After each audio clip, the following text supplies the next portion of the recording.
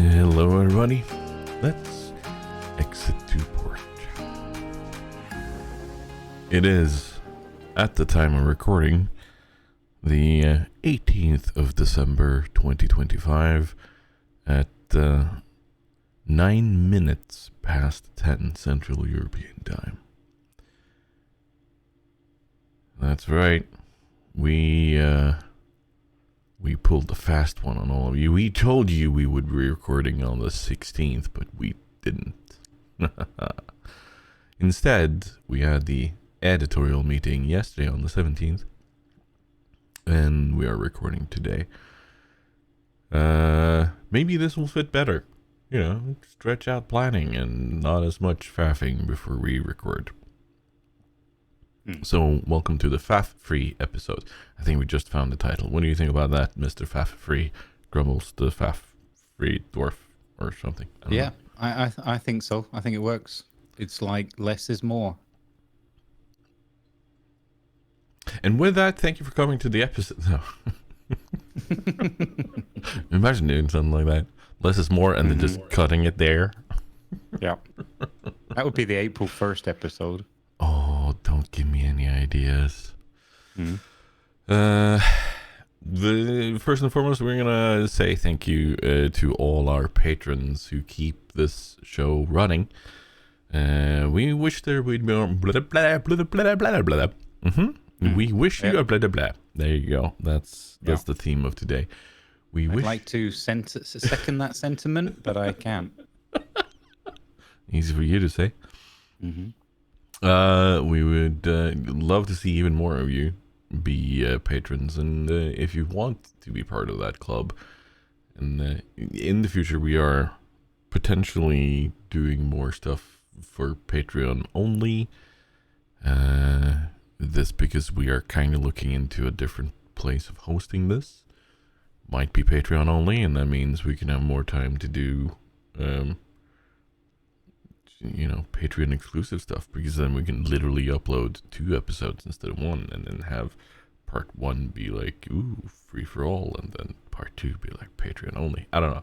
This is just spitballing. We probably won't do that, but we want more people on Patreon, and the way you do that is you go to patreon.com/exit2port, and you can support us with $2 a month, or $2 equivalent in your own local currency. To know what that local currency is, you need to look at a local bank.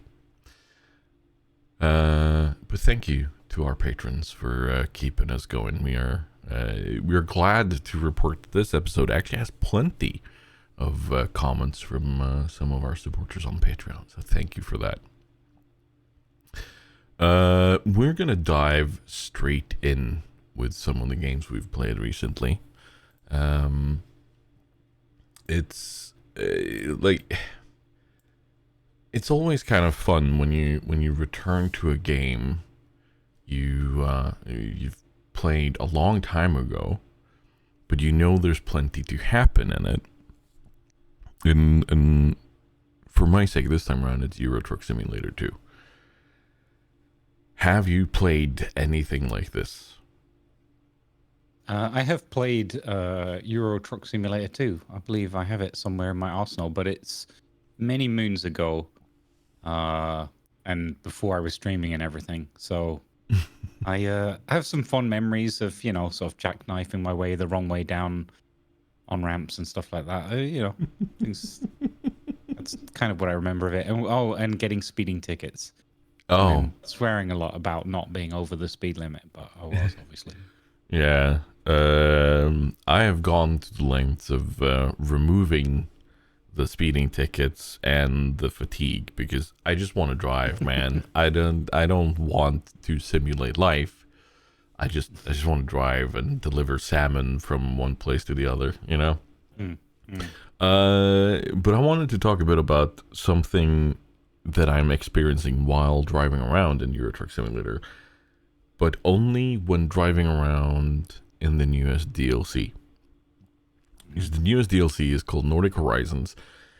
Added a lot of cities and towns and roads up north in Norway.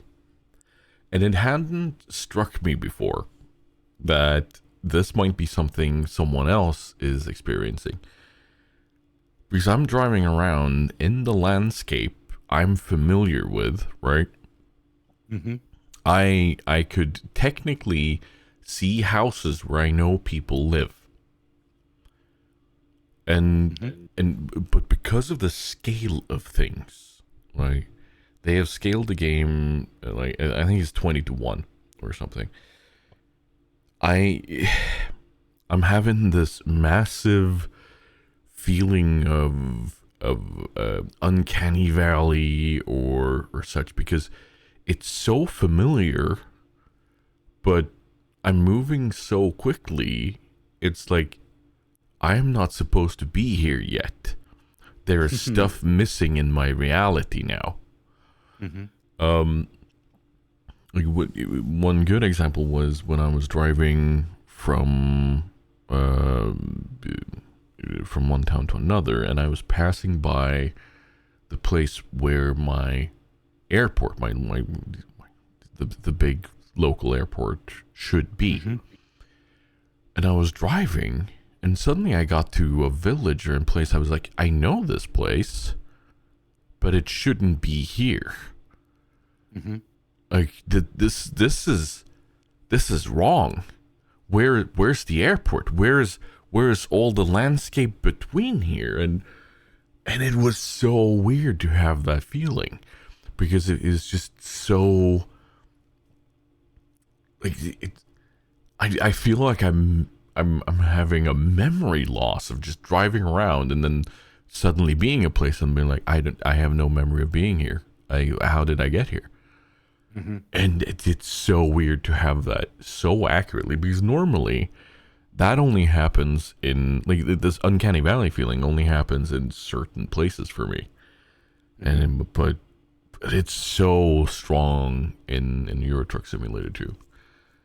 But I want to say, this is like, with the latest edition being Nordic Horizons, they have added some beautiful scenery, and I can 100% recommend popping into it again and having a look.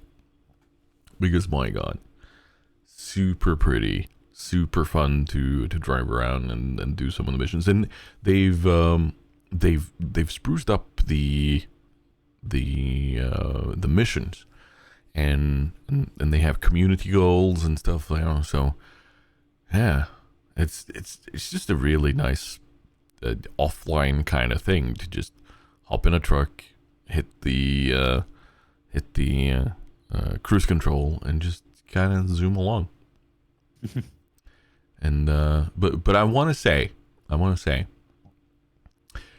the only thing I want to address is that shipping a cotton harvester from one town in northern Norway to another town even further north in northern Norway, not something I expect to be happening in real life. Not a common everyday occurrence around your neck of the woods? No, our cotton business might not be the... Has some cotton on? That's really bad. Get out. No, I think it was Jurek who commented on that while I was streaming it. Like, yes, Norway's cotton business, famous for its cottoniness or something. I was like, oh yeah. Yeah, things you don't really focus on yourself, but easier for viewers to pick up on. Yeah, interesting. It's also always fun when you have to take 22 tons of chewing gum. And Stats was actually like 22 tons of chewing gum. That has to be like a world record or something. And apparently no. He was very into this, and he found out that the 22 tons, well, that was about 10% of how much chewing gum is being purchased in Norway on a yearly basis. Wow, that's crazy. Yeah, so there I was hauling 10% of Norway's chewing gum from one town to another. That is, Mm. it's one of those moments where you kind of go, what the heck am I doing with my life? But Imagine now how if one of our listeners randomly was a truck driver who delivered chewing gum. Like, hey, that's me. hello, chewing gum truck driver. I mean, it's always funny because you never think about something like that. No, that's Typically, true. like anything that's in the shop, like, how did it all get here? It's magic. And then you're talking about it, and somebody out there's doing it. Yeah, Someone's making the chewing gum, someone's shipping the chewing gum. It's, but yeah. but still, 22 tons in one truck. Mm-hmm. I think that's the weird part of it. Mm. Maybe like a display or two or a pallet or two. Sure, but that's not 22 tons. Mm. Still a lot of chewing gum. Don't get me wrong, Mm-hmm. which is fun. I like chewing gum. But I also love the idea of shipping between things. Like you say, like you don't really think about how it gets there when you're there shopping it, but it's one of those things that this game does. But yeah, Euro Truck Simulator 2. Get your wheels on the ground and start shipping stuff around. It's fabulous. It is. Mm. Just beware the uncanny valley. Speaking of shipping, Mm. World of Sea Battle, Yeah. that also ships stuff around. Mm-hmm. Any uncanny valley there? Well, the world's first of all, let's address the the nomenclature because it's not a good game name. But No, it's not. I don't know if they're going to rebrand or if it's just too late now. They're just out there, and I appreciate how difficult it is to avoid other titles whilst also possibly wanting to pique people's interest with it. But it's very matter of fact. It's like, what 3 or 4 words are relevant, or would we put as tags? And I think somebody just mistook the tags line for the title line while they were making it. But yeah, World of Sea Battle. So for a long time, I've thought. I mean, there's always the whole mystique and everything surrounding that Age of Sail, and for current day people, because it's so typically for most so obscure and different and that and we tend to like gloss over some of the harder parts of it. It's like the Wild West is similar, there's all this mystique and like, oh, wouldn't it have been cool to see this? It's like, yeah, and then you get into the practical realities of living in those times, and it would have actually probably been quite horrible by today's standards. But anyway, I've always thought since playing warships and whatever, oh, wouldn't it be super cool? And things like Sid Meier's Pirates and all this kind of stuff. There's always been this itch of like, oh, it'd just be cool to sail around in little boats and shoot at each other. And hey, presto, World of Sea Battle is sort of Age of Sail, kind of a World of Warships style. Although it's more like a little, I mean, I don't know, I was going to say it's more like MMOE, although World of Warships has gone more like MMOE every year for year. It's, yeah, you're basically playing as the ship or ships that you have in your fleet. It's a free to play. You grind away as you would expect. You eventually start upgrading your ships and you go out to sea and you can engage with NPCs, quest lines, resource gathering, and optional PvP, by which I mean it's a model where you can flag yourself for PvP and engage with others that are also flagged or not. And, there are big, convoys and NPC sort of not events, but like little encounters that you can engage with. And there is one little gotcha, which is there are certain areas which are PvP flagged, so you can sail into them and you'll get little pop-ups on the screen saying, hey, you're gonna go into PvP and all that. So there's a little bit, and there, me not always being the most observant, or maybe to be fair, if you're engaged in battles and things and so focused on different things that you're looking at, you might not spot it. and then you can suddenly find yourself flagged for PvP. So you just got to sail away from those areas, and it auto unflags for you afterwards. I just want to point out there was a huge slab of writing in the middle of your screen, counting down and telling you that this was about to happen. Exactly. So, like I said, it's easy to miss. So there's your warning. Because it's on a part of the screen that you don't really pay attention to anyway. So that's my experience of it. How about you? Have you dabbled in World of Sea Battle? No, I haven't, but I've been watching a lot of people play it, and I've been like every time I've asked someone, so what is the greater goal? What is the game rotation? How do you like what are your goals? Like how do you go about upgrading your ship? Like how do you do all these things? I've never gotten a straight answer. And I've just always been kind of confused when I see people be like, "Oh, we gotta take this from here," but people are tanking the economy by buying all of these things. I'm like, how is this possible? What is the game based around if you have an open player economy that can ruin things for others in PvE?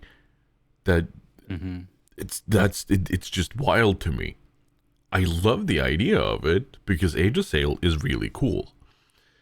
And like, giant galleons and tiny schooners and whatnot, you know, like it's all really cool. But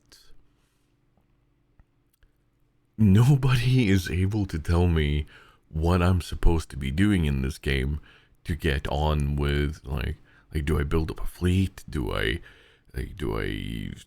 have just this one ship? Can I switch between them? Like there's nobody who's able to answer this for me.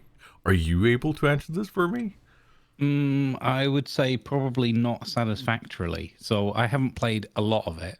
We just kind of did one session, but I would say that I guess generally the answer is just yes. I think that the game is still very much like feels in its infancy. I'm not sure of the entire history of it, but it feels to me very much like, okay, we're still, you know, plugging things in here and working it all out. When did it actually come out? Let's have a look at the info here. Can't be that October 21st this year. Yeah, so it is a baby. So I would say that as with a lot of things that have just arrived, there's a lot of information to sort of take in at first.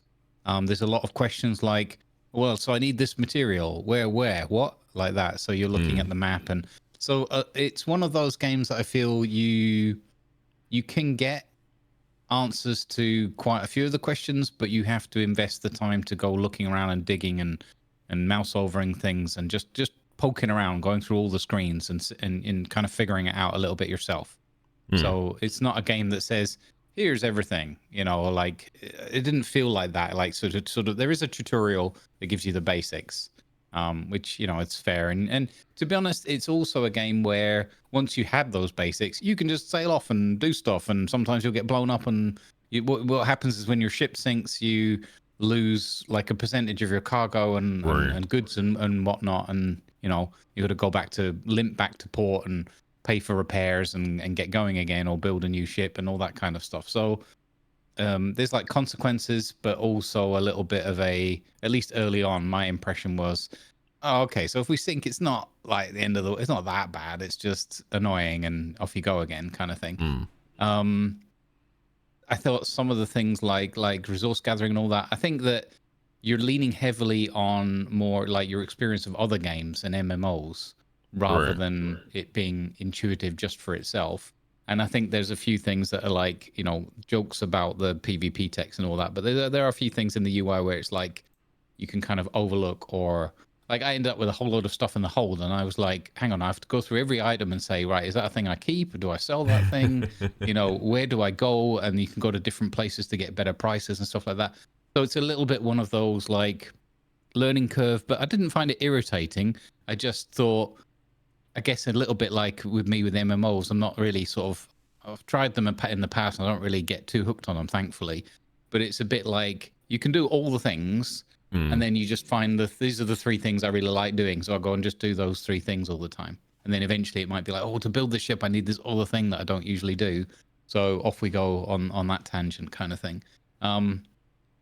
Yeah, and it's quite grindy in that, but it feels like one of those games again, like, maybe this conversation in a year's time, hopefully, if they keep going and plugging at it, could be up for great things. It's one of those that everyone can just be invited in so easily and just have a little dabble in it. I do also feel though so far I played 2.3 hours and I'm like, yeah, okay, that's cool. I get that. And it's one of the I know I could pick it up for a little break in between games, or if I'm like having a really bad ship stay or something, I'm like, you know what, I'll just get my sailboats out, because at least I can go around, just blow some stuff up, and a bit like playing co-op or something. Yeah. Yeah, so it's kind of like that. You can just kind of click about and have this sounds like a knock on it, but I think that's a positive thing, where you can just have something that just eases your mind a little bit, and you can just sort of grind through some things. But it's a little bit set your own goals, and they are their objectives, but it's kind of like, well, do I want that ship? If I want that ship, then I have to work towards these things, and therefore I'm looking for this kind of combat scenarios and whatever, Right, yeah. I didn't really get a chance to. We did see a few other players like come online, and that it would be. I think you can team up with people, so it's going to be interesting. If it continues to develop and gain a bit more traction, it'll be interesting to see like you get groups of people sort of divvying up and going to take on a certain encounter. Go to this dangerous region and that kind of thing. Could be some good fun to be had there, because it's an MMO. So it'll be like, well, oh look, there's 10 of my friends over there that just happen to be in the area, kind of thing, or we've just arranged a rendezvous point and that kind of thing. So I think it's got some legs on it in that way, because it's nice to be able to just say, oh, let's jump into this world and then we'll go and meet up over at that volcano island and attack that fort and whatnot.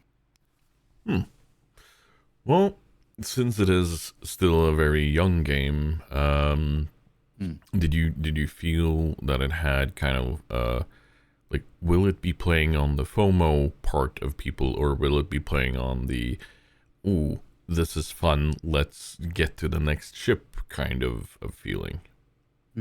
That's a good question, because that's where I'm very wary with MMOs. As I said, I'm fairly lucky I don't get too hooked on them typically. So I think it'll run the whole gambit of all the, whatever's relevant to an MMO, I think you'll experience it. So for some people, it might feel too grindy and they'll just put it down again and say, oh, I haven't got time for that. And for other people, they'll have that FOMO, so they'll keep plugging away and doing it. I think it's too early for it to have that full pool of like, oh, must have all the things or whatever. Right. And then it kind of reminds me of World of Warships a little bit at the beginning, which felt like a really fun, simple gaming experience with like not too much, there wasn't information and content overload and all the rest of it. And, again, not trying to have a dig at that, but like if you threw WoWs today, if that just came out today with all the content in it, it would be mind blowing. I think it might even put a lot of people off. So I think they have a good like core, and we'll have to see what attitude the devs have to longer term and how they want to, how well it does. And it seems to be, sort of positively received at the moment, from what I can tell. Yeah, recent reviews very positive overall, mostly. Yeah, it's not everyone shouting it down as a grind fest and all the rest of it, but they'll, it's the usual. You'll get some, I would say, use with caution, because it's still an MMO. It is an MMO, and it depends on your personality and behavior patterns whether that's a good or a bad thing for you, I think. Fair enough. Well, we'll keep our eye on it going forward and seeing where they choose to go with their adventures and how they also choose to, forge their path forwards and see if this idea of, like you said, creating your own objectives and tasks is where they end up going. Is honestly, I think that might be a good way of going for a lot of people these days. And but speaking of another game that does that really well, Space Engineers 2 also has ships, but a different kind of ship. But you have recently played it. Yep. What's going on? So, Space Engineers 2, they've taken the approach of, which I believe is how they did it 12 years or so ago with the original one, is like, it's a very early alpha. And they're just like, here it is. We're telling you really upfront, this is really early alpha. Like at the beginning, it was like, there's no planets, there's, whatever. So it's still very much in that infancy, early alpha stage as well. I decided, it was on a discount or whatever, and I love Space Engineers 1. So I was like, okay, I held off for ages because everyone was like, it is really not ready for like you and like the general casual Space Engineer players, if you will. Like I put a lot of time in it, but I'm not like a deep dive, I know exactly how these blocks work and all the physics and blah blah. I'm just like, no, I just want to build stuff and fly it into a mountain kind of thing. So I finally took the plunge because they've got these well published well defined kind of like roadmap milestones, and they hit one called Vertical Slice 2, where they started to bring in the first kind of like tutorial-esque survival mode and all the rest of it. And I thought, okay, it's still single player, but it's good enough that I can probably dip my toes in and have a look. And I saw people like Beeble playing it and that, and when your friends start getting into something, you're like, okay, well, I can't wait anymore. I need to have a look at this. So I had a look, and going into it, and I was like fully eyes open and that, and I was like, okay, early alpha and all the rest of it. And Sod's Law, I was watching Beeble play it the night before. I live streamed it. It was my first proper go at it, because I had no time in between. And it was working, more or less fine with all the known bugs and everything. And he was keeping notes because he's in their creative program, so he was sending them notes on stuff and that. And it was it's cool to be able to interact on that level, as we know from other games. And and then the next they did a patch overnight to fix some things, and the next day when I went to stream it, the patch had essentially broken it. So you could get so far in the tutorial mission, and then it would get towards this mountain you had to fly up to, and it would completely balk and just die. So I was like, well, okay, this is super early access. It's too early for me still, but anyway. But what I can say is they've since had another hotfix and solved that issue, so you can go in and play it again. So it's a bit rough around the edges in terms of it needs, a lot of optimization and, and there's little bugs and lots of content that's missing if you compare it to SE1. But again, they're all upfront about it. They're like, this is really early access. So buyer beware kind of thing. And the price, I think, is reasonable. There's different tiers, but essentially it was okay for me on a sale level. It was about 20 quid or something. What I've seen is fantastic like graphics and that feel of being in a world so much more alive, and just as you'd expect from a game like 10 years later or whatever. Feels really good. And I think the level of immersion that people are gonna experience playing that game, whether in space or on various planets and stuff, is gonna be just off the charts. It's gonna be, it feels like it's not there yet because it needs more polish and optimization. But already it feels like, okay, this is gonna be your like Red Dead Redemption 2 kind of level of like you're in this world, and it's pretty nice. pretty immersive. And I feel, I mean, I'm hopeful that it feels it's got the foundational elements to it already. They've got like beautiful water coming in, and forests and biomes and stuff that's actually like different trees and different, it just looks and feels. They've also added like caves in and things like that for the first time, so the world's going to be there to explore in a completely different way. And they've started adding additional planets and things to travel between. One of the most exciting aspects as well is the Space Engineers is a huge, very vibrant creative, not just creators, but player base that are really like loads of mods, loads of, just incredibly creative aspects to it. And what they're doing with Space Engines 2 is embracing that even further. So they've worked, as an example, on the soundtrack with the community, and the community could contribute their offerings to the soundtrack. And they just the other day had a live stream, I think it was on Friday or something, they showcased and they ran like a couple of hours where they just went through the whole, or like 22 winners or whatever, where are the ones that they selected from all sorts of different music categories and styles and whatnot. And they just played all of their tracks one after the other with live interactions with the chat in between and everything, Nice. just showcasing all of the community's musical contributions that's going to be part of the soundtrack. So that's amazing. That's actually really cool. Yeah, I like that. Yeah, I thought it was super cool. I got a ping from Beeble on it because he sent me one of the tracks that wasn't fully published yet, but like just, hey, this one's going to be published in a couple of hours when the stream finishes. And the dev said it was okay to share it with you, and it's one that it was about the assembler or something like that, one of the core pieces of equipment. And it's got a very diggy hole vibe, and I was like, okay, this is awesome. It's called Assembler Beat. Oh, and nice. yeah, it should be out now for everybody to look up on YouTube. Really worth listening to, I think. And yeah, so there's that. And then I've noticed also that the modding and everything, so people have got their own scenarios, and you can create whole scenarios of like with all AI and NPCs and whatever you can imagine that you could build in a space, exploration and planet exploration kind of game. And they've also changed the grid system where you used to have this large block, small grid, large grid kind of system that you could kind of jank together. But overall, it was like you're either building a big thing or a little flyabout or whatever. And what they've done is they've changed it and they've gone to this uniform 25 centimeter grid thing or whatever. So essentially just all the bits fit together. Oh, nice. Go at it, do whatever you want. So it's going to bring in more creativity and stuff. It just feels...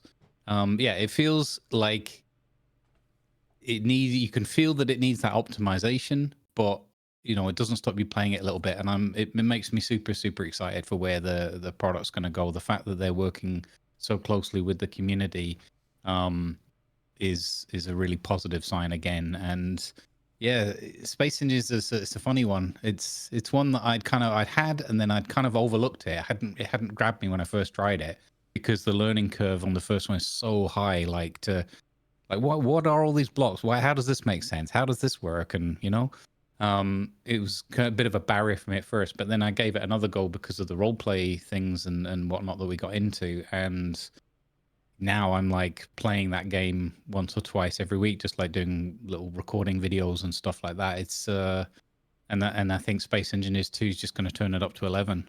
It's going to be like, wow, this is Space Engineers, but actually immersive as well. So the roadmap they have, does it include a projected date for when they want to be done with things, or have they kind of stepped away from that and been like, we're going to be done when we're done? So here's the thing with Space Engineers. So it's a bit of yes and no, because the key thing I can say is I think Space Engineers 1 is like 10 to 12 years old, depending on release and early access and whatever, right? They're still releasing updates, both free content and DLCs. Even like this month, there was one, I think, or the end of November, called Core Systems, where they add both tweaks and changes and improvements and new content to the base game, and make a DLC that's like, like £2 or £3 or whatever, where it's like lots of exciting new blocks, but you don't have to have it, but they're nice add-ons or whatever, and you might want them. So they're still actively developing their original game and working closely with the community after 10 or 12 years, right? Whilst in parallel developing the second game and making it available in early alpha. So for me, like, some people might be like, well, they should really finish it or whatever. And for me, I'm like, heck no. If you're gonna make it possible for me to play and give you feedback, and you're going to actively work on things and collaborate with the player base to make the game as good as it possibly can be, yeah, I'll take that. I'll take that approach and that attitude. I'm just trying to look and see if I can find, because there is one in the game that you can load up. I'm just trying to see if I can get the picture now. I think I have it here. Whether it's got, to answer your specific question, whether it's got actual dates on it. So it isn't labeled with dates, but it tells you. So what it does is it tells you they've defined specific like content and criteria and milestones. Mm-hmm. And they show you like currently we're at what's called VS2, Vertical Slice 2, which is planets and survival. So explore planets and blah blah blah, new Right. systems. VS3, Vertical Slice 3 is water. So they're going to add planetary scale volumetric water. And you're going to be able to build submarines and underwater bases and all. If you want to do that, there's all that kind of coming along. And then later on, it'll be things like multiplayer. And then they're going to have like, first of all, it'll just be like co-op. You can just be on the same team together. And afterwards, you'll be able to do full PvP and everything like you can in the base game. Let's see, VS1 January 27th, so this year. VS2 Planets and Survival. So they're not boxing themselves into a corner, but what they're doing instead is they're publishing exactly their chunks that they're working on, so you can see their focus. And then they have every week, I think, at least one, sometimes two, live streams on YouTube and Twitch, where you can just go and hang out and see exactly what's going on. That's beyond if you want to be on like Discords and things like that. They can be more connected, more plugged into it, if you will. Very nice. What I've been surprised with is a little bit like games often have, here's our big roadmap and here's the 3 or 4 milestones. There's nothing crazy about that. But what I think the Keen Software House are doing with this is they're being much more interactive, much more vocal, giving people an opportunity to listen and give feedback. And what really surprises me is I was like, okay, this game's not ready. I'll come back in like six months, or I'll come back in a year's time or whatever. And it's like, oh no, the next update's like in 3 weeks' time. So it's more rapid. So I think it's a hugely ambitious project, but also is delivering chunks as it goes along as quickly as it can. So and you can just get yourself wrapped up if you're really into that and that's your main thing. You can just dive straight in and be part of it. I would, again, still add the cautionary caveat. It's not ready for people like me that just want to go in and say, the core of it all works and it's not going to crash and off you go. It's not yet at that stage. But if you're willing to take some of those kind of little bugs that you're going to find and have moments of like where it's not so well optimized than that, but at least you're in there and getting a feel for it and you're at the forefront, then it's worth having a look at. Another game that did a similar way of developing and getting to their 1.0 release with that exact approach was Satisfactory. And I've recently picked that up again, but I'm gonna just quickly edit something here. Why doesn't that work? It's supposed to say advanced settings on screen, okay? just give me a, oh no, it won't do that. Oh well. Anyway, I've dived right back into Satisfactory, and instead of doing the normal grind where you find the materials for the building, and then you find the materials for the science, and then you find the material to build the thing that you just unlocked with the science, and then so forth. I picked up the advanced settings, and I had a look, and in there, there are ways of making the world a bit more customized for your own liking.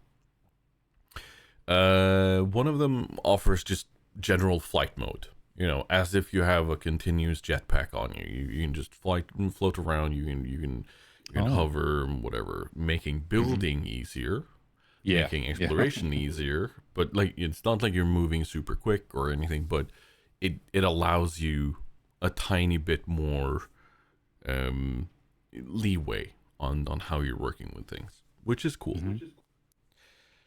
Another setting they have in there that I enabled on my startup on this was a no build cost.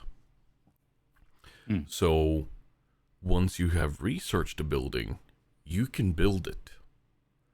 You can make that building. Like, you don't have to have all the parts and the manufacturer stuff for it in order to build it.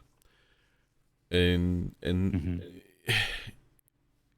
it was fun because it changed how I needed to think about things.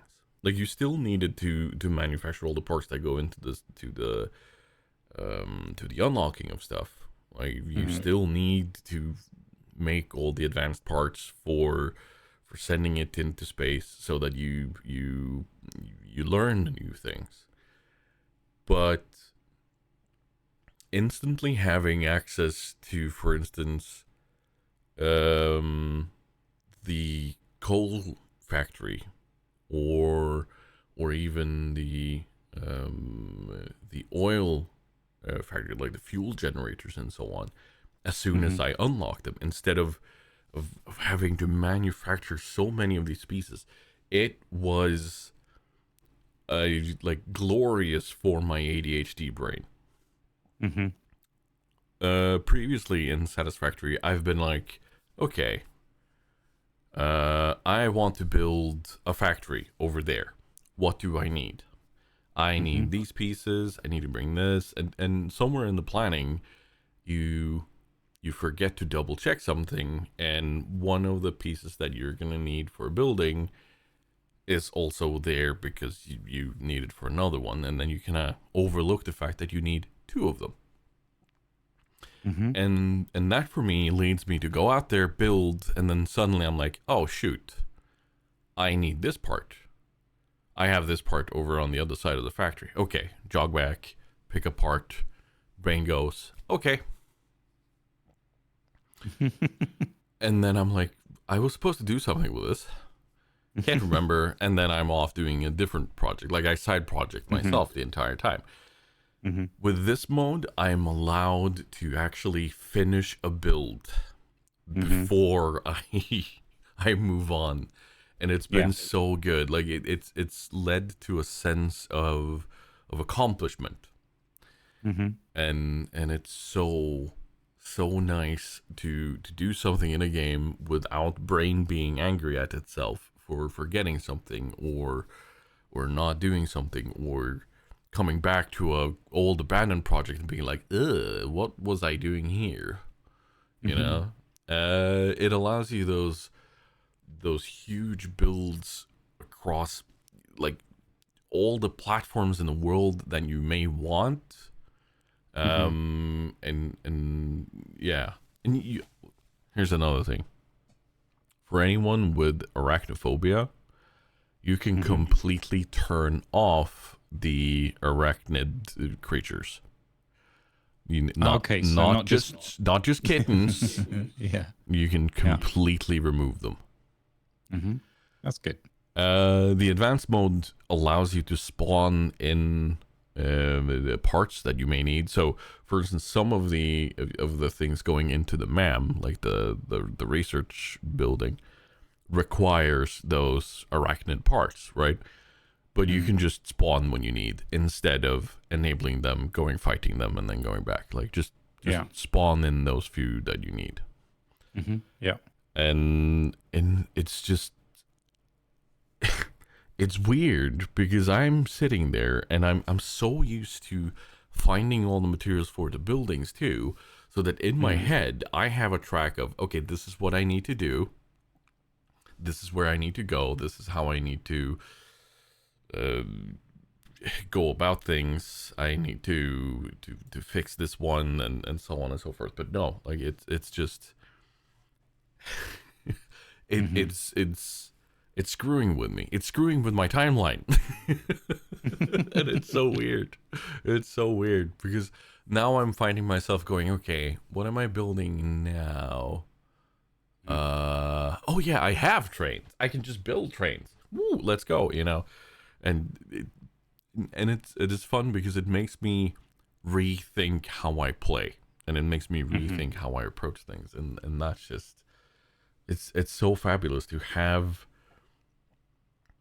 a completely new way of playing a game I've played for so many hours already, and still give me a challenge, still give me something to enjoy and worry about, you know. And that says something about the game. And I think that is mostly due to how they went about their development. Coffee Stain Studios doing their whole thing with, okay, we're gonna go this like one tiny piece at a time. We're gonna listen to our community. We're gonna have a running dialogue, pretty much, and yeah, that's how you ended up with this. Oh, they've recently released on console, by the way. Cool. And that has enabled one of my favorite creators out there to play it. One Miss Hello, it's Colo. Oh, okay, that's cool. She has recently touched on it because now she has been able to use the controller mechanics that she has, and that's, that's really good. cool. Yeah. Nice. And yeah, Satisfactory. It's fabulous, and they still have plans going forward. I'm not gonna spoil anything, but some of the stuff that they've recently added makes me think that there is big things afoot. Big things that will likely take us off-world. Well, I say off-world, but it's 2 different moons and stuff, but we'll see. Yeah. Cool. We will see. Another game we have also replayed recently, or should I say returned to, Nice. is Return to Moria, which has added quite a lot. Yeah. And we haven't even seen a lot of it yet. No, exactly. Like we're still kind of trundling our way through it. But I'm super excited. I'm like, you'd think there was only so much you could do with a game like Return to Moria, but no, they've gone all out. Like they are still expanding. I am super impressed by what they're doing. What are you most looking forward to when we get to the other side of the gate? I'm really curious because they've added in, outside areas and like I'm really loving all the NPC stuff and that. Although, in some ways I'm like, oh, I wish we could see a bit more already. Because I think we've only found 2 so far, but we have gone quite a long way in the story. I don't know if that's just like RNG of like where they turn up, or I think they're more like specific areas or what. I'm not sure.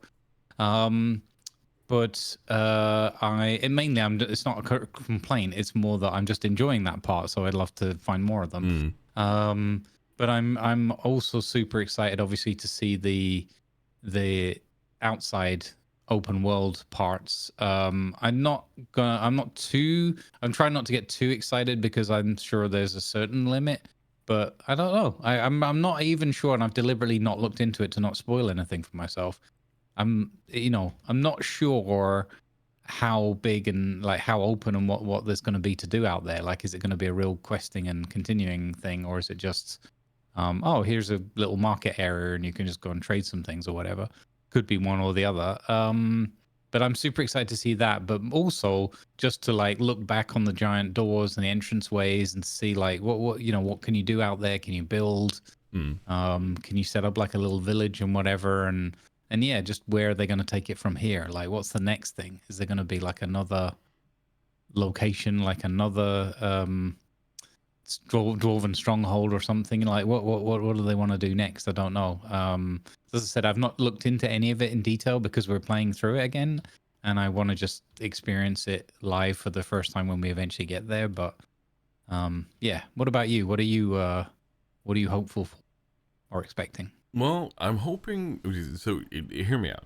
Hear me out. Like this might be a bit of a long shot, but what I'm hoping that we're seeing here is that the outdoor area where there hopefully will be traders, there will be farming and whatnot. There will be some crafting areas and the option of potentially free building houses, or just a bit more of an area for us to build with and build some cool buildings, and that this is the launch platform or the launching stage or whatever, the staging area for more outdoor stuff.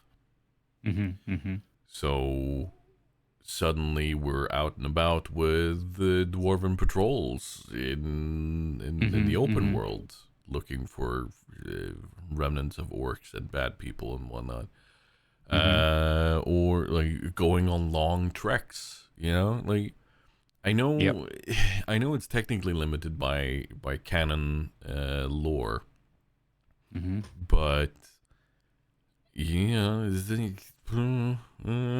dreams of There's still a lot of dragons lore and a lot of stuff, land, and you know, yeah.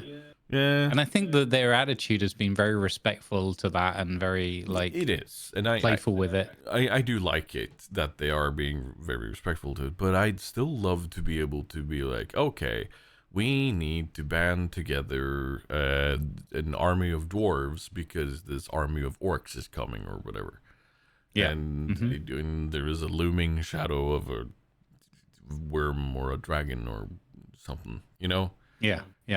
Some greater evil out there that we have to go fight, and using the staging out the staging area outside of Moria to be the launch platform to that. I think that can be really cool. Yep. But we'll see.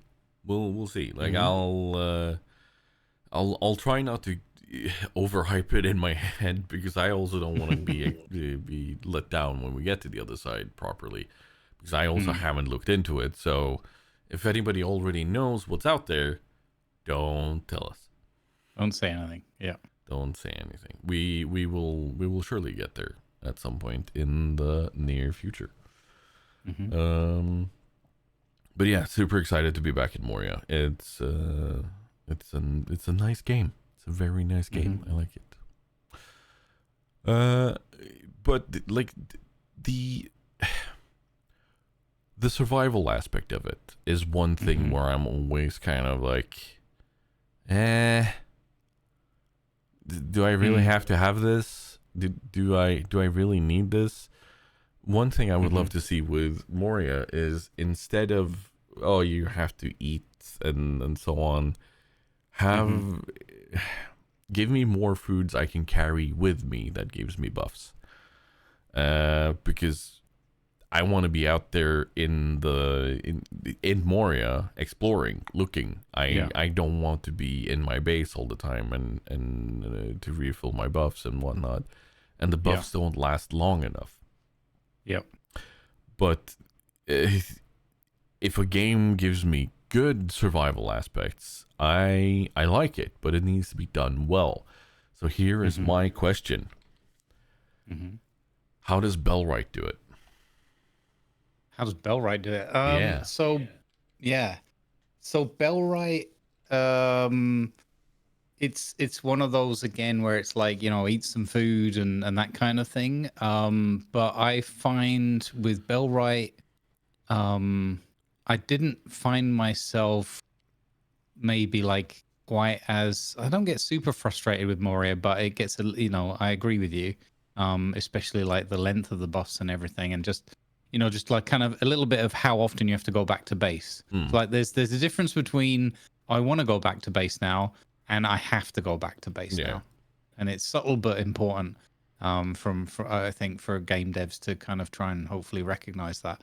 And Moria's got a little bit of the whole like you're forced to do so.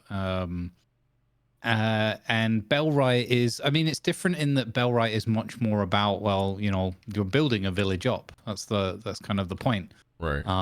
There is all the questing and everything to do, but a lot of it, it's like at least 50% of it, you know, maybe even more, is about like the place that you're building up and where you're kind of working and crafting things, as well as defending it and that.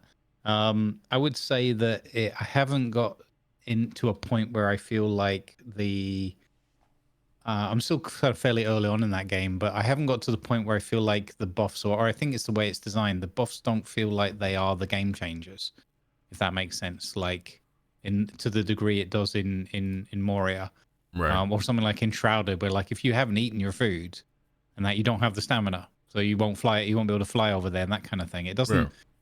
Bellwrght doesn't feel as much like that, although I do spend most of my time just getting my butt kicked by the low-level bandits anyway. So I think Bellwrght feels like a game that relies more on things like, well, have you crafted some slightly better armor? Have you got Right. a decent weapon and that kind of thing, rather than, oh, did you eat this morning? So I feel like the survival elements of it in regards to things like buffs and just eating and stuff like that are much more subdued in that game. They're more about like, are your people happy because they've got food in their belly or not? That kind of thing. Yeah, so I think that's distinctly different. But it's less, it's more, I guess it's more grounded in a way in terms of it's like a medieval life simulator type setting rather than a high fantasy where things like, you know, magic and all that and the foods and that as a proxy of it are like a bit more potent and a bit more relevant or important. Yeah. So it's Manor Lords-esque? Like medieval dynasty. Right, okay. Yeah. Medieval dynasty sort of style. More like, okay, you need some sustenance for sure, but it's not going to cripple you. It's going to come down to more like, is that a decent sword you have and can you wield it? Okay, then you might get out of this encounter. It's more oriented towards that, I would say, than all the buffs and everything that you have in Enshrouded and Moria. How does Bellwrght seem as a multiplayer game? Honestly, I don't have direct experience of it. I can't remember when it first dropped if I did end up playing together with Purpley, but it was quite a long time ago. So nothing, I'll put it this way, nothing stuck in my mind in terms of like, you know, oh, this was great about it or this was not so good.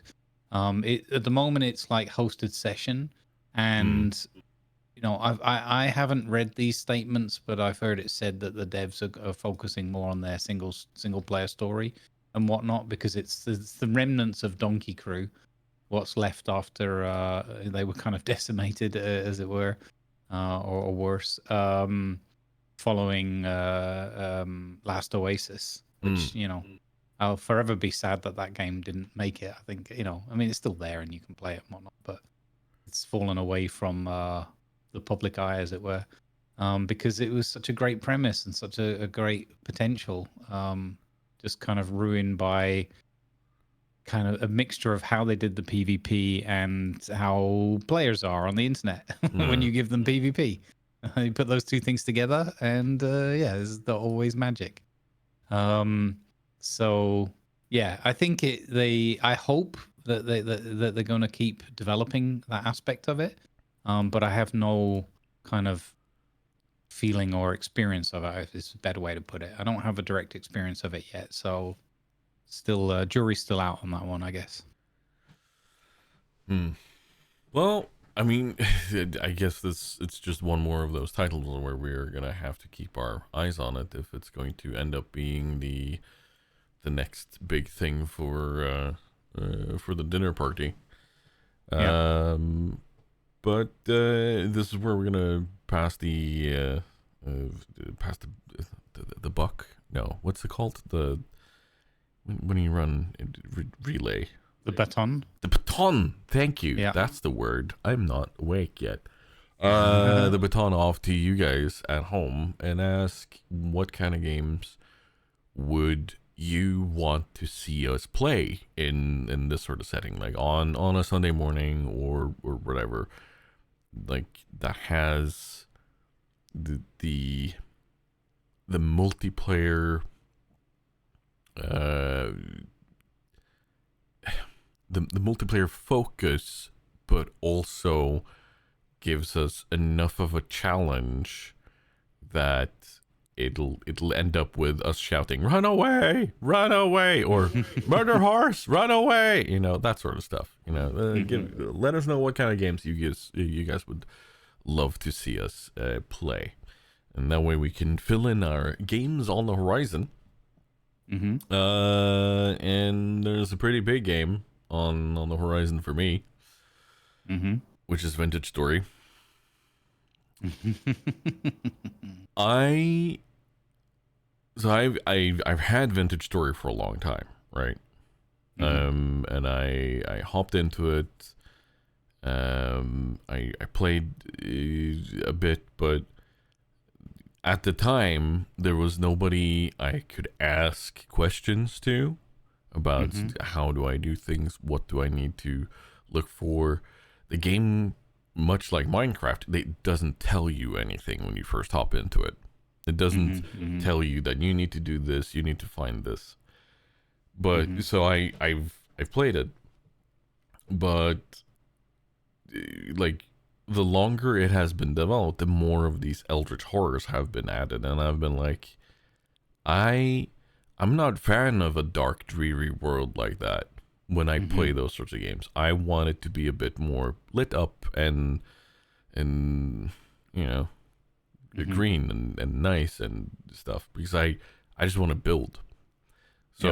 So the eldritch horror part of it kind of drove me away, but it's still really alluring to me because of how granular the the building system can be, like all the cool stuff you can Mm-hmm. actually build, Mm-hmm. chiseling and whatnot. But Yeah. I was recently hanging out in the stream of Mama Goat, Mm-hmm. and they were doing a giveaway for Vintage Story, Mm-hmm. and originally, uh, I wasn't gonna enter, but I said, you know what, I'll enter, and if I win, I will play Vintage Story, and I will give away this key Mm-hmm. as part of it. And I won. Hmm. So, at some point in the near future, likely after the eco season, which we'll talk more Mm-hmm. about soon, Mm-hmm. I will be playing Vintage Story and giving away a key for it. So, yeah, I'm Nice. I'm curious to see if it will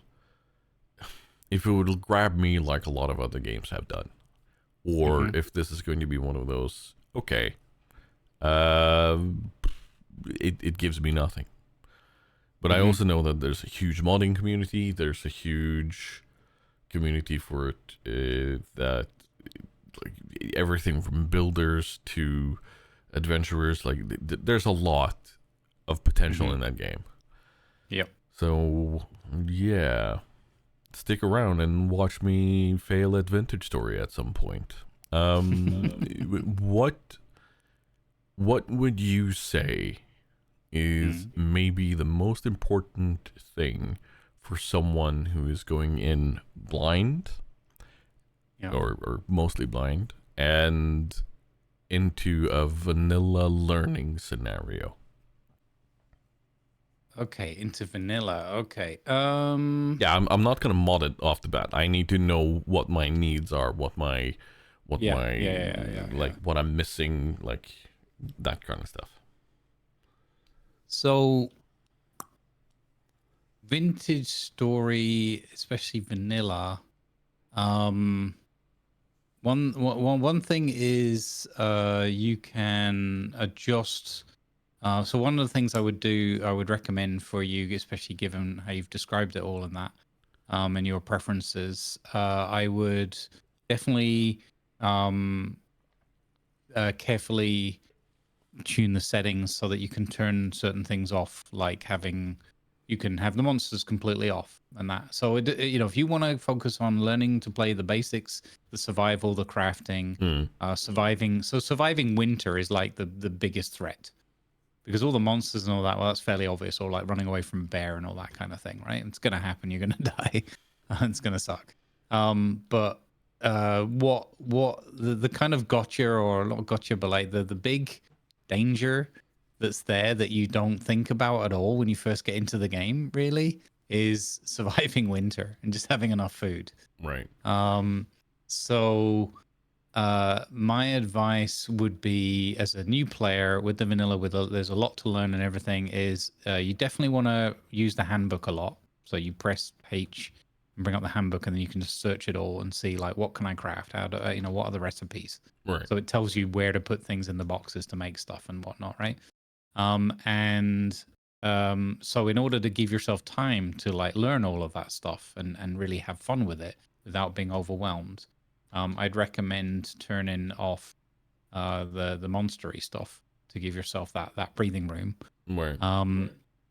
And yeah, and then it's just a question of you can also set, so an alternative would be you can also set them to be completely passive, so like all animals and things like that, nothing will just run and attack you. Even if you stab them, they can be completely passive, or you can have them to being I can't remember the exact term that they use in the settings, but you can set them so that they're like passive unless you attack them, in which case like they'll defend themselves and right, attack yeah. back. Yeah, exactly. Or completely passive, so you can just go around and see them as like resources and just farm them, like go and stab the bear. It might run away from you, but it won't ever attack back and things like that. Right. So it'd be worth considering something like that. I quite like the setting of passive, and then it depends if I want to have a chill session and that and learn and build and whatnot, then I go for that kind of thing. So that I can have this danger, but like if I stab them by accident and this kind of thing, or if I just I need hide, so I'm going to attack the boar and see what happens, that kind of thing. So that would be one of the things I would do. And the other thing as a new player is because winter is so deadly. Right. If you don't have the food and everything, I would maybe recommend for your first playthrough, just at least turning the storms down, like make them less often, and that kind of thing. Because having to deal with all the drifters and everything, where you're already still just trying to survive and just get enough food and work out how all the cooking works and all that kind of thing, and the food storage. It might be a bit overwhelming if it's like, okay, I'm getting the hang of this. I'm going to make some, get into some pottery and make some food bowls and that kind of thing. And then it's like, oh, here's another attack in the middle of everything, and now I'm screwed again. Yeah. And beyond that, it's just simple survival stuff, which is, again, it's great that it's so granular. It's like, do you drop all your inventory when you die or not? So you can make the game harder and easier and that kind of thing. I wouldn't recommend making it too easy and turning all the threats off, because you do lose a little bit of the core experience, but you've got enough experience of games to probably work that out. And I'm always there, or stats or whatever, to help you with some of the settings if you need a bit of second opinion or whatever. Yeah, that's it does sound like good tips and tricks, and it's probably something I'll be doing. Like you said, putting pings. No, I will not be putting pings. Put some pings together. Yeah, putting enemies on passive, so that they're still there, like they still show up and such, but they're not an issue. That's definitely something I'll be doing, and then I think that's pretty much where I'll start. Like, I'll just start putting things on passive and then seeing, okay, what do I have in front of me? Yeah. So the one other thing I would say, and I totally agree with you in going for like less mods is more, while you're learning the vanilla. But the one thing I would definitely give you, there is actually two, but I'll try not to cheat. The one that I would give you is there's a mod called Accessibility Tweaks. Right. And this may or may not be relevant for you, but I suffer quite badly with like motion sickness, sensitivity or whatever in games. And the base game has, if you have the storms turned on and that, the base game has a camera shake and like make things go funky because there's a big temporal storm happening. So that should be really obvious and in your face kind of feel to it. And that can make me quite nauseous, especially like camera shakes and stuff like that. Right. So that's a part of that, how that storm mechanic works in the base game. So I would really highly recommend that you take the mod that's called Accessibility Tweaks. Right. Just so that, because it's not game breaking or whatever, it just means you can say, don't turn off involuntary camera movement, as an example. Where that also can come in relevant, and it's a subtle one, is in winter or in a circumstance where you get very cold. your character can start sort of freezing to death if they're not well prepared. And while that's happening, there's an the default game has a involuntary camera shake because your character's shaking, shivering in the cold. And yeah, for me again, I need to turn that off because the game becomes unplayable for me otherwise. Right. Which is not a fault of the game; it's just a fault of how my brain works with involuntary movement and camera shake.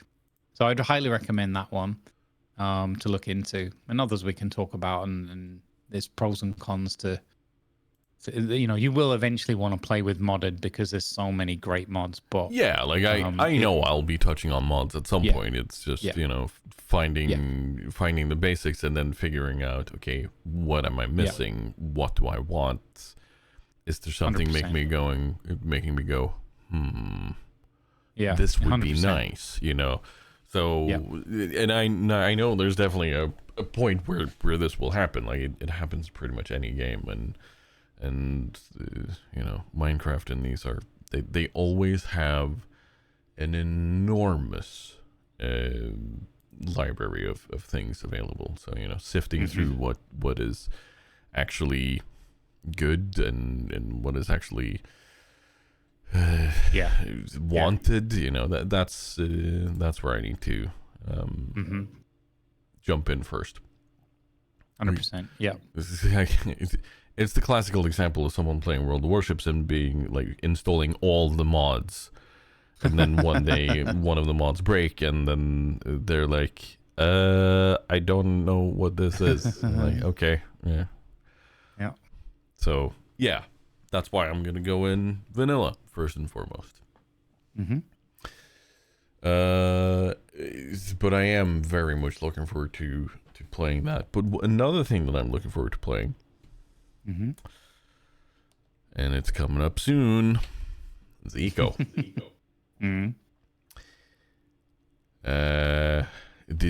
Have they opened applications yet? I don't think they have. They said late December. I can't remember exactly what the date was. It's the 18th now. Yeah, and exactly. And they're going to be launching early January, so, Yeah, it's going to be one of those really simple, like, kind of Google form type things, I think. So I don't think it's going to be like a 2-minute job or less. I'll try and look in parallel and see if I see a date. But it is the Dimworld RP eco season, where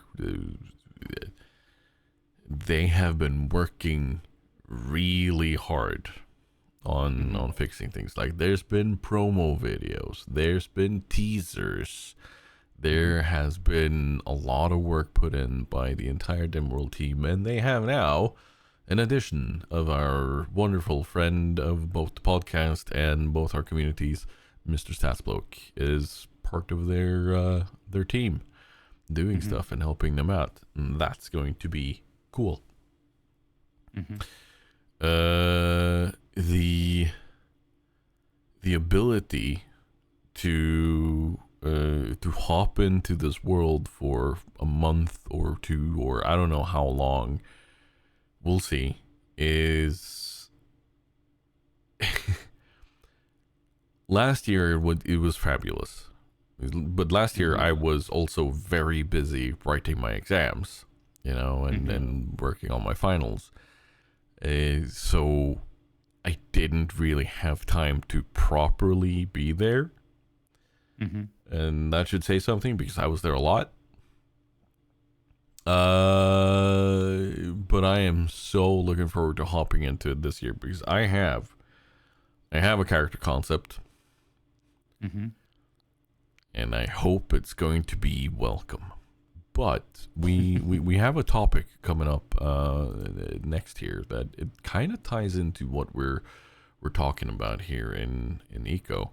But I'm curious to hear what you're thinking of this upcoming season. I'm very much looking forward to it. I've hopefully managed to clear the decks and everything, and I'm Funnily enough, I've been really umming and ahhing a couple of different ideas of how I want to go about it, but I think I'll probably revert to form and go with Ivan and a bit of Barovia.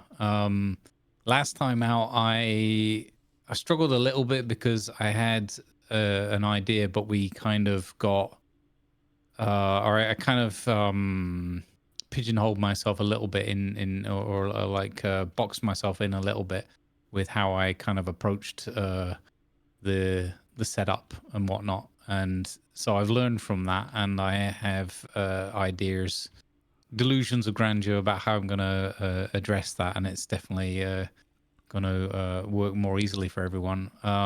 Essentially, just didn't set my stall out clearly enough. So a lot of people were looking to me to like how to do a thing, but the thing with the eco and any of those kind of RP events is you can't wait. If you wait 5 minutes at the start, figuratively speaking, it's too late. People are off and they're doing their thing, which is cool. But if you want to try and like organize something and have a sort of a common structure to things or whatever. So I think we'll take a leaf out of the Atlas book somewhat and organize either an area or we'll probably use like my RP Discord or something like that and say, look, if people want to be part of the actual core like Barovia team, then this is where we'll coordinate everything.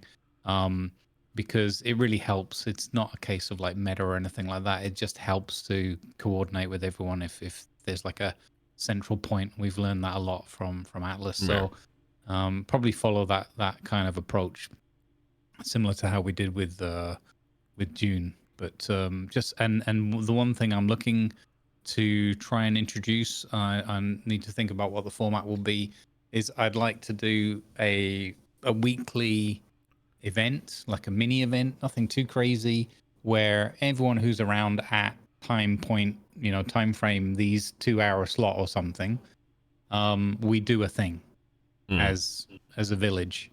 Everyone comes together and we do a thing. And I'm thinking along the lines of like a sort of a help thy neighbor kind of approach or whatever, where it's like, oh, so-and-so's trying to dig out this tunnel, or so-and-so's trying to build this thing, or needs, a piece of equipment or whatever, or actually it'll be a little bit of that, but it'll be more so things where we can like do a communal action together and get a task completed as a group, as a village, helping one another.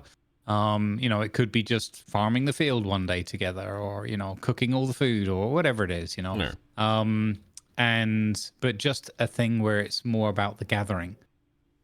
So maybe we'll do like a farmer's market one week and that kind of thing, which could be like people selling their wares. Oh, I've got the latest wooden shovels, and we come to the farmer's market and you'll be able to pick them up in that. Because I think that the first week is always, at least a week, the first week is always the setup week, where everyone goes in and like needs to find their plot and build their house and get all their buffs in order, whatever, work out what we're doing. So I think if we can coordinate that so that really is like a week or as few days as possible to get everyone kind of established and get their plot down, that will be helpful. And then I'd really like to, even from the first weekend, or depending, I think it'll start on a Thursday or whatever, probably. So like from that first Saturday, try and get everyone into the idea and the habit of like, okay, and we do every week, Barovia has like its farmer's market or its help thy neighbor or whatever we call it. Because then for me, and we'll touch on this later on with another point, that I think that will help to have people establish their characters, but more importantly, like the relationship to each other's characters and what's going on in the world. And it'll be a natural place where people will just like gossip and, oh, did you know the academy's working on such and such, or did you see such and such over in this other town and they're building this big church tower or whatever it is, and I think there'll be a natural place for information to just flow rather to get people to settle more into their characters while also achieving like a couple of little objectives together. So those are kind of my ideas. Yeah, which is a very good and nice idea. And I will definitely be be aiming to be part of that. We'll see how though, because my and I think we might as well just transition to the next one already, and we all know and love this this segment because it is something we've whipped on many times. It's Know Your Role! It's Know Your Role, indeed. Role-playing games, progression versus character arcs is what we're touching on now. And this time around in Eco, and this is originally your topic, but I'm going to lead us in here because it very much touches on how I'm doing things in Eco. And in this time around in Eco, I've pretty much planned just an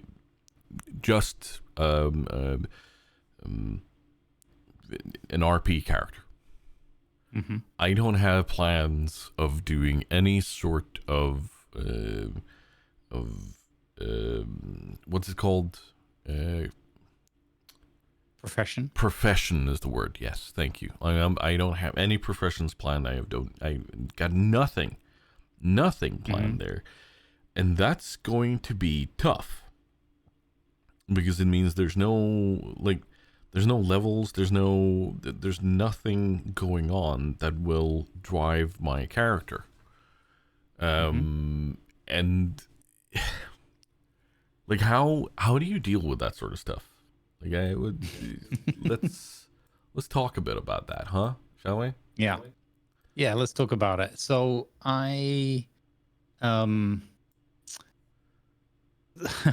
I always find it relatively easy in terms of a mindset because I always you know, my default on games is like I'm just not very good at games. As in I'm not a completionist, I'm not a like, oh, you know, we've got to have this the you know, the best thing, or you know, it just doesn't. It's as much as I go after the oh look shiny. It's not the oh look shiny as in oh we win the game if we get this thing. It's the oh that looks interesting to me. Let's go and see. It makes a funny sound or it looks cool or whatever, you know.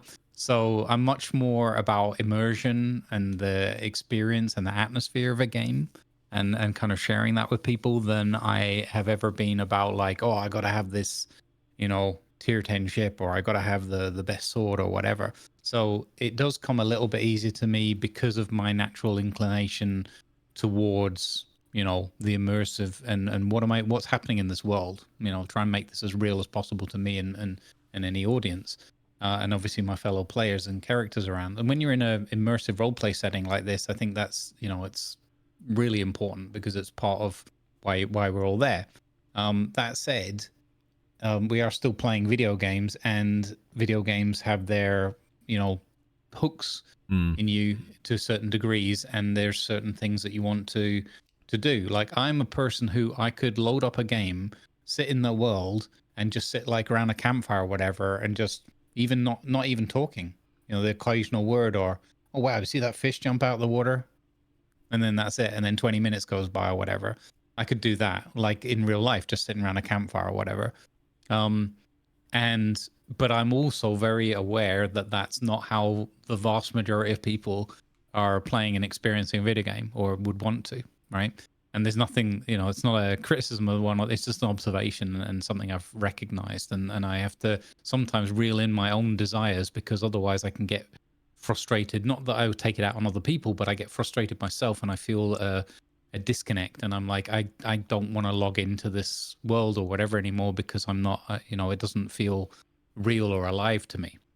So that said, in Econ and a lot of these games, obviously there's a progression and there's like tech trees or whatever equivalent, and in this case like the professions and everything and culture, and there's multiple different facets to that now in Eco, which is great. It's awesome. However, it does pull at the strings, you know, and the hooks of all these things for players a lot. And Eco is very well known and renowned for the fact that people go like, you go all in on Eco. You're like, okay, we need to build factories and smelters and tractors and all this kind of stuff. So what I am hoping we can achieve this go around, and again, I have to temper my own like expectations and whatnot, so as not to feel this disconnect moment. Is that we can, and one of the devices I'm going to use is the sort of farmers market or whatever weekly event. Is I'm hoping that we can sort of gently encourage people to lean more and more into the whole we're in this world and this is what's happening. Like, why do you need that tomato sandwich?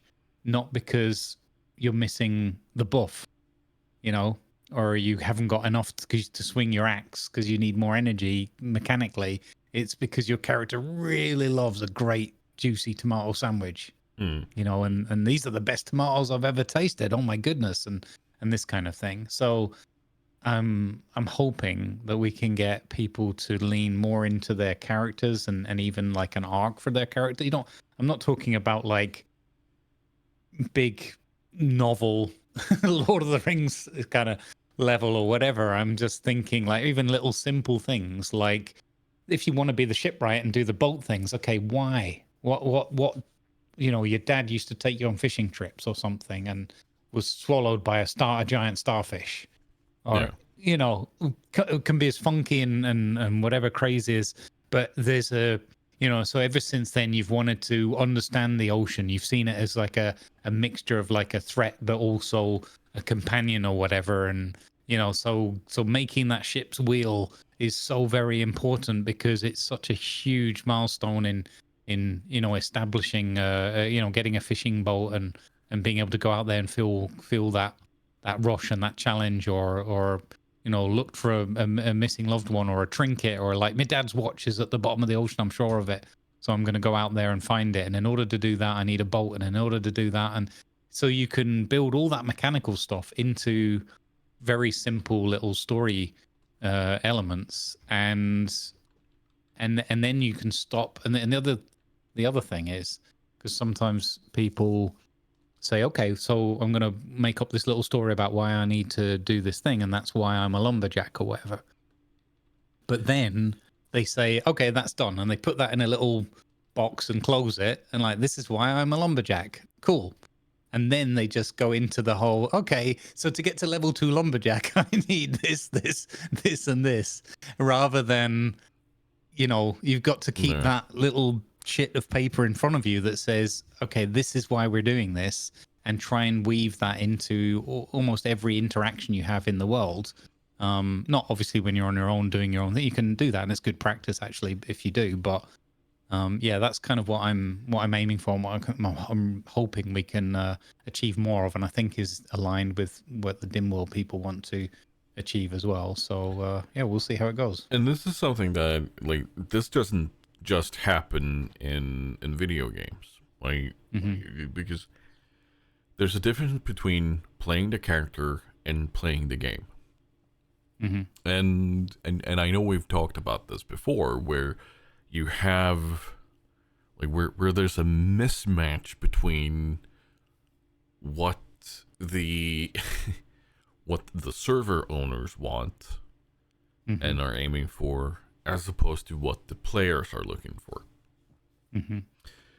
One of my best experiences with this was actually on Stats' summer vacation server, where he clearly stated, not everybody here is an RPer, and that's fine, but also for those experiencing RPers and you've never interacted with them before, you know, just let them do their thing. You know, don't say that they're weird, but, you know, let them do their thing. And I didn't have an issue with that. I didn't have an issue on that server with feeling like people were only playing the game to only play the game. There were people doing that, but because the stated intention of the server was so straightforward, I had no issue there. Yeah. There have been other servers, however, and other games where I know very well the statement has been role play. Do not play the game, role play. And people have come in and just powered their way through because that's what they want to, and just completely ruin the feel of the role playing, right? You know. And sadly, some of these people are people we know and trust and adore, but when you have these mixes of personalities, that's when you need the kind of the server to kind of step in and go, whoa, you need to pump the brakes. And Eco is sadly one of those games where this can very easily happen because people know what they're looking for, people know what they're going for, but this has also been in very early iteration, so I'm hoping that with more information, or rather with more filtration of information, you know, so people can't spy out and see, oh, there's going to be coal here, there's going to be oil here. That means we need to settle here for the ability to extract this. And I really like the idea of Eco doing it the same way that Civilization does it, where once you have the science and technology, that's when you can discover where things are. So I hope Eco can start doing that, because it would prevent the whole power play thing, the power gaming thing. Yeah. And for us role players, it would be such a boon, because then you can literally have character progression in a way of, oh shit, I settled here. Whoa, I'm rich. You know, it can be that thing, you know, and yeah, you know, and then suddenly, where there used to be nothing, you have now a booming town because people want to move in and help out. So yeah, so I'm hoping we get that, and they have a lot of stuff in place already when we come into the server. So yeah, I'm very much looking forward to seeing how it's going to be to play a character as opposed to worrying too much about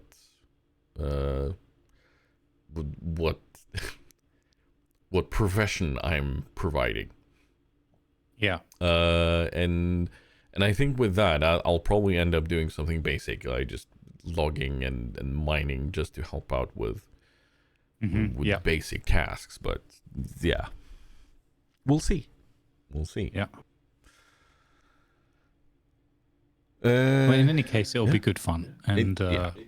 I hope if anybody feels like spoken to or whatever through this, please note that it's not intended as criticism in a negative sense, just constructive, like, suggestions and ideas. You know, there's nothing wrong, and ironically, a lot of the role players, and I'm one of those for sure, who would struggle in the game. Like, you'd never see half the content of the game because I'd never get there because I'm too busy sitting around a campfire doing nothing, right? So I really appreciate and admire the skills that people have and what they bring, and that they get you to these levels and these to see these things at all. It's amazing.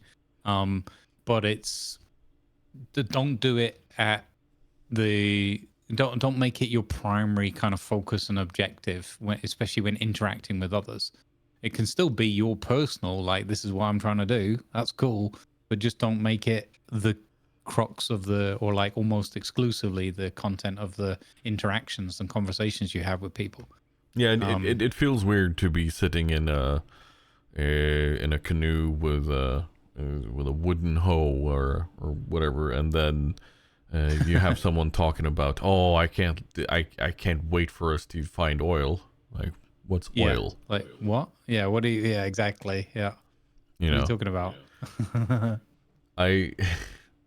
And this is where my character will have a bit of a tough time, because it's almost meant for breaking of the fourth wall and talking about things in a way where it's borderlining, and so I need to be very careful with how I approach things. it's fun to utilize language in a way where people are like, how do I approach this now? There's this character in front of me talking about things I'm unfamiliar with. How do I do this?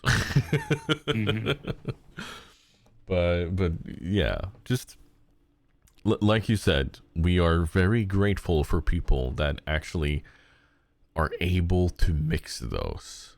You know, you play the character of scientific progression, you know, and then you can be excited about that and share that, because that gives us other role players kind of a jump on to go, oh, and how did you think of this? And then you get to tell your story of how you combined a squirrel with jet fuel, and now we have satellites.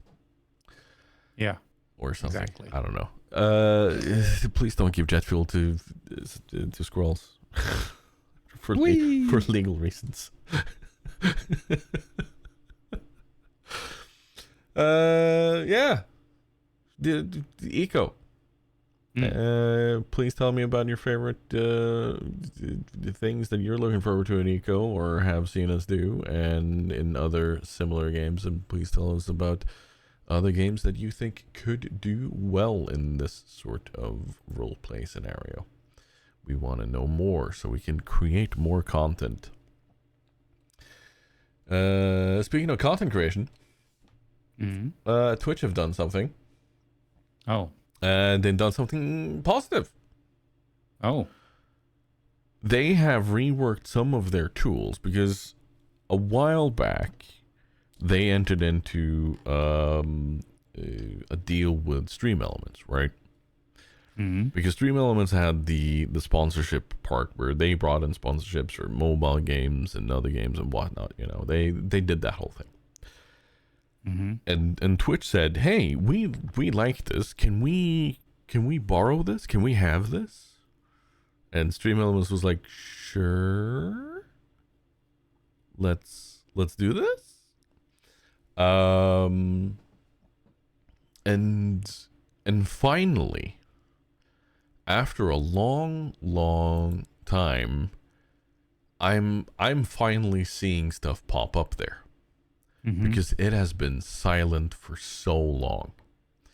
Either something has not been working off the back end, but it's finally populating. Things are popping up. We're talking both familiar games, we're talking unfamiliar games. Like, there's a lot of stuff popping up there. And I just want to say, like, we've already talked a bit about this, but it's not necessarily been the greatest payouts from some of them, but there are a lot of them, and I think we're just seeing the start of it, and kind of that they're now trying to find more of them and slowly easing us into it. And I've yet to try out the system, but it looks fairly easy to just get in on, where pretty much like in Stream Elements, you click something and you say yes, and then you're in. And yeah, no, it makes me be positive for things coming out of Twitch, and they are doing some things in the background, and I've recently seen some fixes for stuff that I know has been broken. So now they are slowly getting back into it. I'm happy to see it. I'm very happy to see it. And we would just want to encourage Twitch to keep that trend going. Another trend, however, we do not want them to keep going is, and we've spoken at length about this, but I recently noticed that some of the things we talked about regarding numbers and how they show up, The Twitch partner Discord had a post from Twitch a while back where they're talking about these numbers, and when we say numbers, we are specifically meaning how the viewer numbers are showing up. And at least we have some sort of communication. I'm trying to look at it in a positive way. Like, at least we have some sort of communication from them. But I want to read this because it leads into one of our first comments from one of our Patreon members. But they posted this regarding view counts on Twitch. We've gotten a lot of questions about viewership and the impact of our viewbot mitigations. And we've heard from some creators that they've observed unusual drops in their view counts. When we made the updates to our viewbot detection tools earlier this year, our goal was to make sure that view counts represent actual viewership and aren't artificially inflated in any way. Having accurate view counts is important for streamers who are trying to build their audiences, and for the livestream industry more broadly.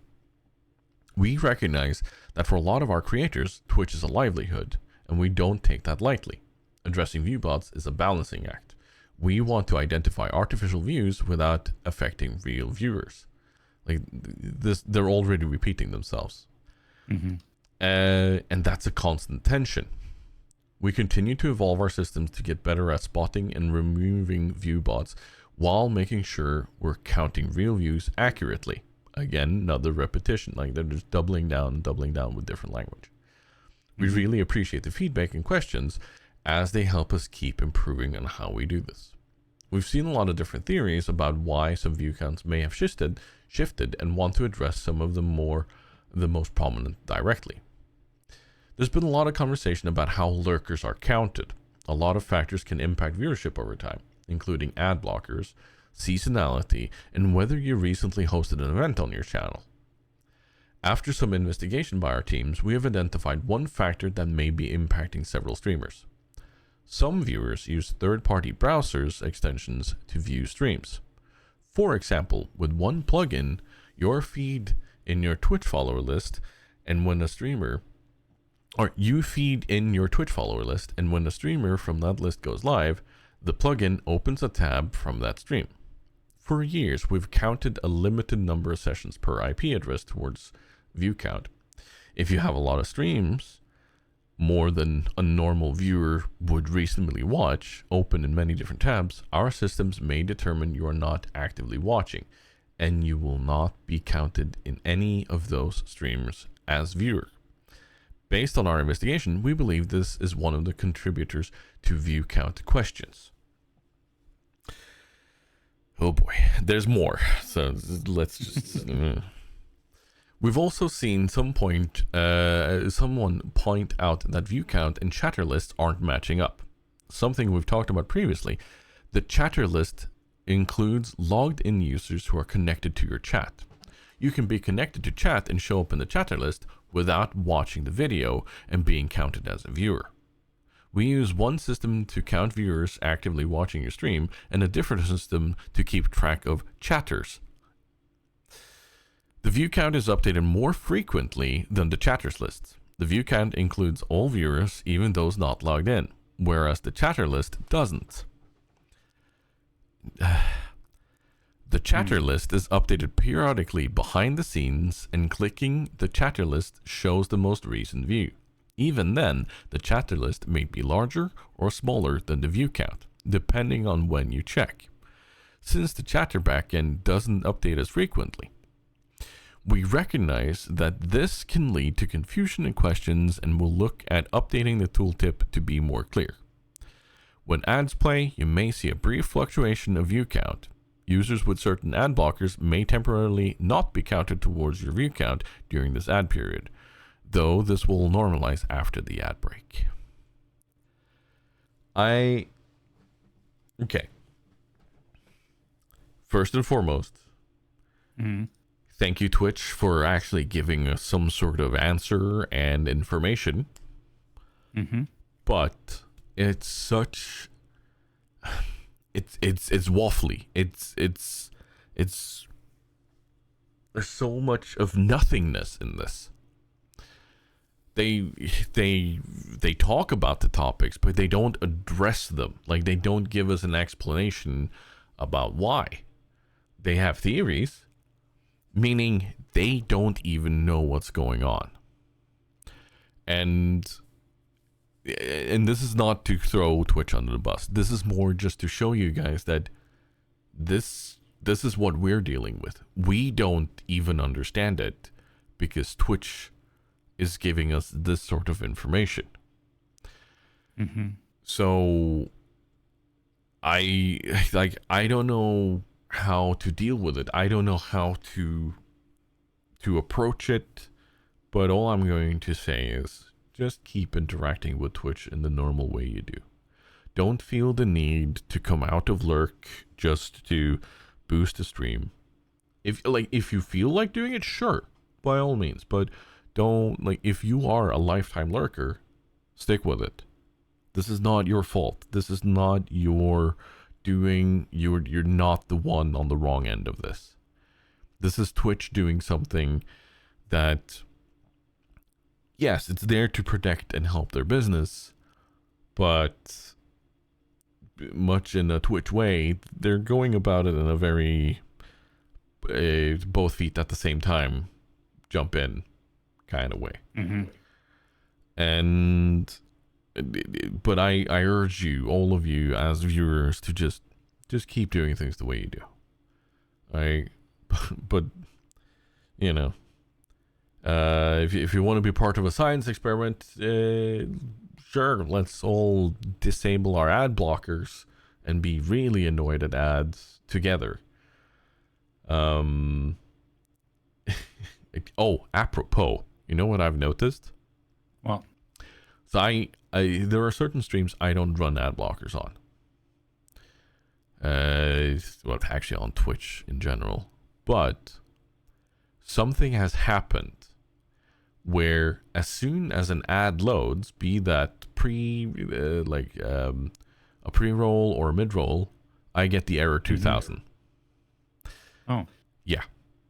And I have to keep reloading till after the ad is done, or if it's a pre-roll, I have to sub in order to actually get past that error 2000. Unless I click on the little cogwheel and pop out the stream as in a separate view. Because you can do that, right? You can click on the little cogwheel, the settings one, and then pop out player, it's called. Mm-hmm. If I do that, then I get to watch the stream. And it's weird. But that doesn't sound right at all. No, like I have a feeling that something is going on, and this is all related to what they're working on. I will say, it feels like they are actively working on things, and they want to give us more accurate numbers. They want to give us more accurate data, and then I will fully recognize that by Twitch. And I appreciate the fact that they are trying. But yeah, we're sitting here twiddling thumbs and waiting for answers, just like you guys.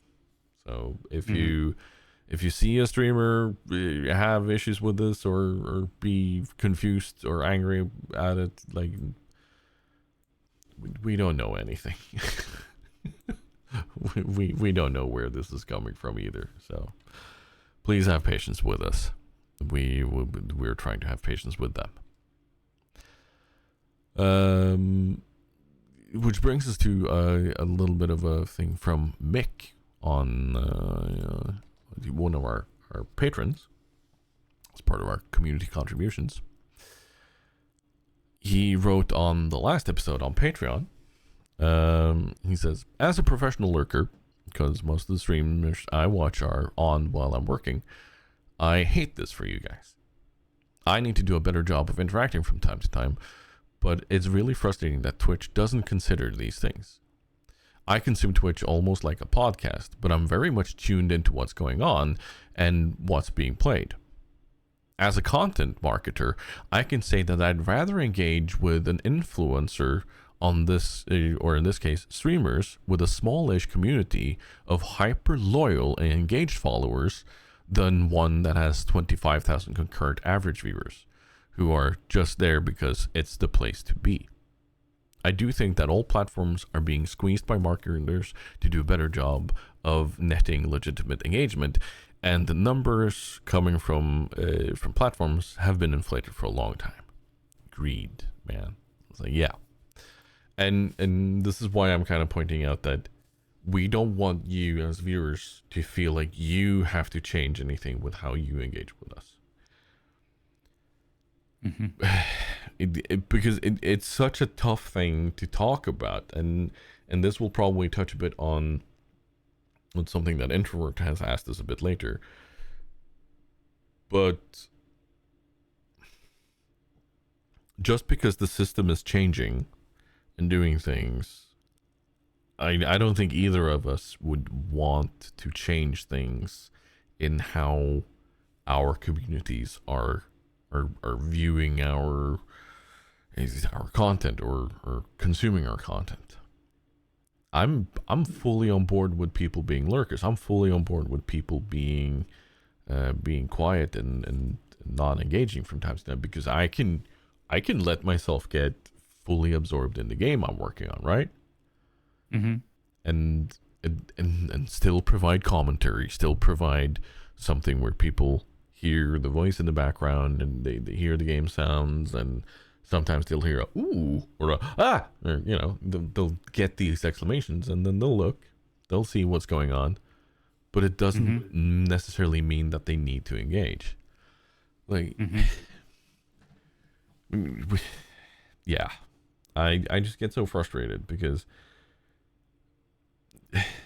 the changes that Twitch are making, the idea is great, but the fact that the community is reacting with, oh, I need to change how I do things now, that's what leads me to think that this might not be as good of a view as they want to. But again, you know, it's also a business. They need to represent proper numbers and everything. And yeah.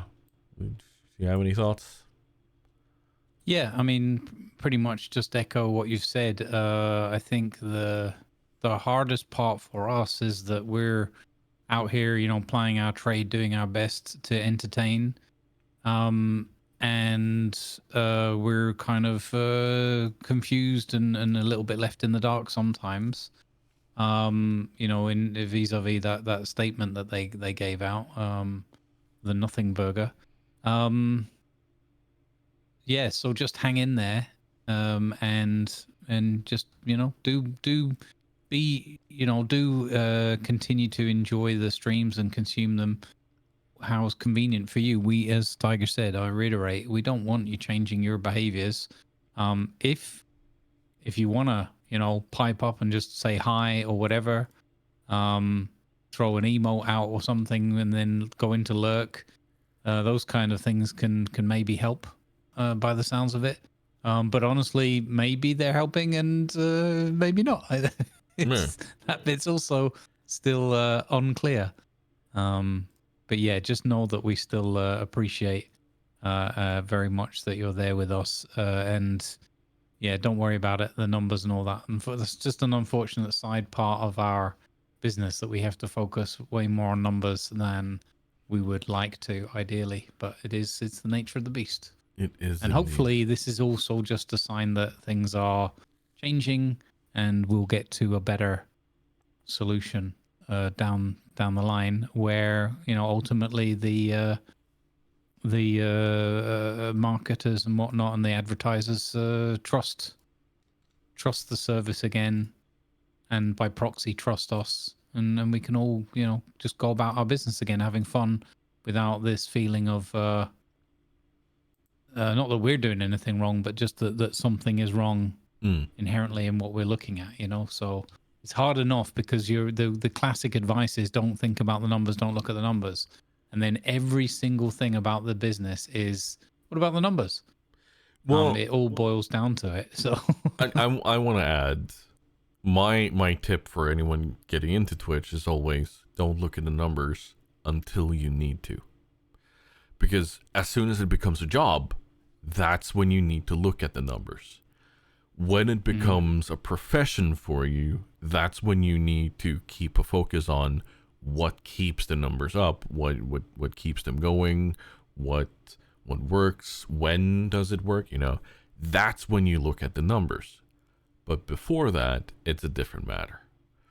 But it's like, it might not be a profession, but it is genuinely a part-time job for me, which is why, despite what I should be doing, I'm like, I am looking at the numbers right now, because yeah, it used to be my full-time job, and I really am enjoying it, and I'm loving it, and sitting here with these sorts of things, that's where it gets frustrating. And it kind of leads into the question from Introvert, but we're gonna get to that. But yeah, like, we don't want to look at the numbers. We need to, but we don't want to. Imagine having to be able to run a business and not have to look at the numbers. That would be amazing. That would be amazing. I think, to be fair, most businesses you have to. So yeah. I think that's the shift. Is that the shift in mindset is recognizing and fully embracing that it is a business, and then working out, okay, is it still fun? Is it still viable? Because it needs to be both. Yeah. And that's one of the harsh realities of full-time content creation, is that it doesn't add up as simply. Which is, again, anybody that runs their own business is like, well, yeah, then no shit Sherlock kind of thing. But it's weird because it's part of the learning curve. It is indeed. We have another comment on Patreon from that quiet guy in the back, aka Introvert, who commented a bit on our, like, when we talked a bit about the Chinese law that was proposed regarding censorship and ensuring credentials for talking about sensitive topics. An Introvert says, I think that the new statute regarding credentials for people giving advice that they have no knowledge on is intended to reduce misinformation. I acknowledge that there are potential pitfalls in the regards of free speech and the impacts this may have on individual streamers. But as a librarian, I am in favor of providing as much access as possible to good quality to as many people as we can, and of course through local, regional, and national library systems, and also by educating our populations about the process of evaluating sources critically. And it is pretty much nailing everything that I feel about this. It is very much spot on, where we need the information to come from people that know what they're talking about, but we need the information to be freely available, and maybe, especially these days, the information about how to critically source this information and such, and having media literacy is going to be an all-time high in what we need going forward. And can I just say, being a librarian these days fucking kicks ass. Like, growing up, I looked at my local librarians like, oh yeah, they just know about books. No, they know so much more. There's so much more going on in the library, and like, I know a few librarians. The amount of stuff and knowledge and things they know and how they learn. It's so cool. Are you aware of what your local librarian actually has gone through to know the things they do and how they got there? It's pretty cool. Give thanks to your local library and your regional library and your national library. Hug a librarian today. That's, 18th of December is now going to be Hug a Librarian Day. If they want to hug, that is. For legal reasons. Very important. Oh, I'm so annoyed at myself because I keep looking over at OBS where we're recording this and the headlines just keep getting screwed up and I keep trying to mess with it to fit it, but whatever. It's fine. It's fine. It's fine. But Introvert has another question for us, or a comment for us rather. No, he has a question for us after his comment. And it was regarding how it is to be a streamer. More specifically about what are the good parts and what are the bad parts of being a streamer. And I think we've already kind of touched on some of the aspects that we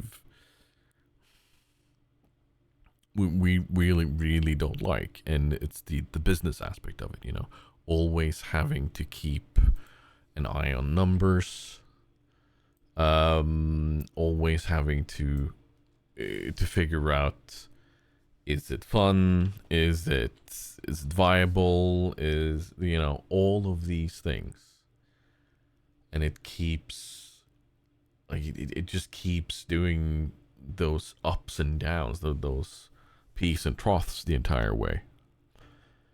And I think, always having to look at the numbers and weighing that up towards what I enjoy. Like, I may be playing a game I really enjoy on stream, like my favorite game of all time, but if it's not doing the numbers, it's not going to be good for me. That's the cold, hard truth of it. That is maybe the worst part of being a streamer.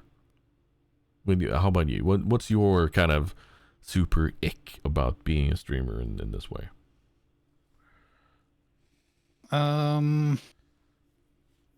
Yeah, it's something that I am giving a lot more thought and evaluation of late.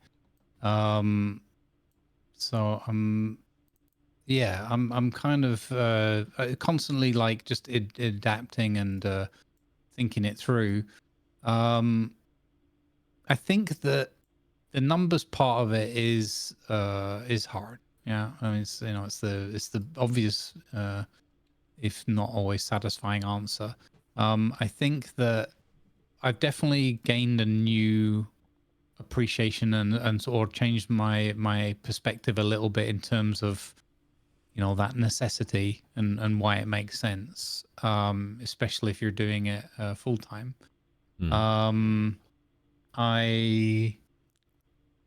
I think that the part of the reason is because it's something you can easily end up being sort of obsessed or and be very depressed about when things don't feel like they're going your way, or it's because I think it's part of it is it's so unpredictable and hard to understand.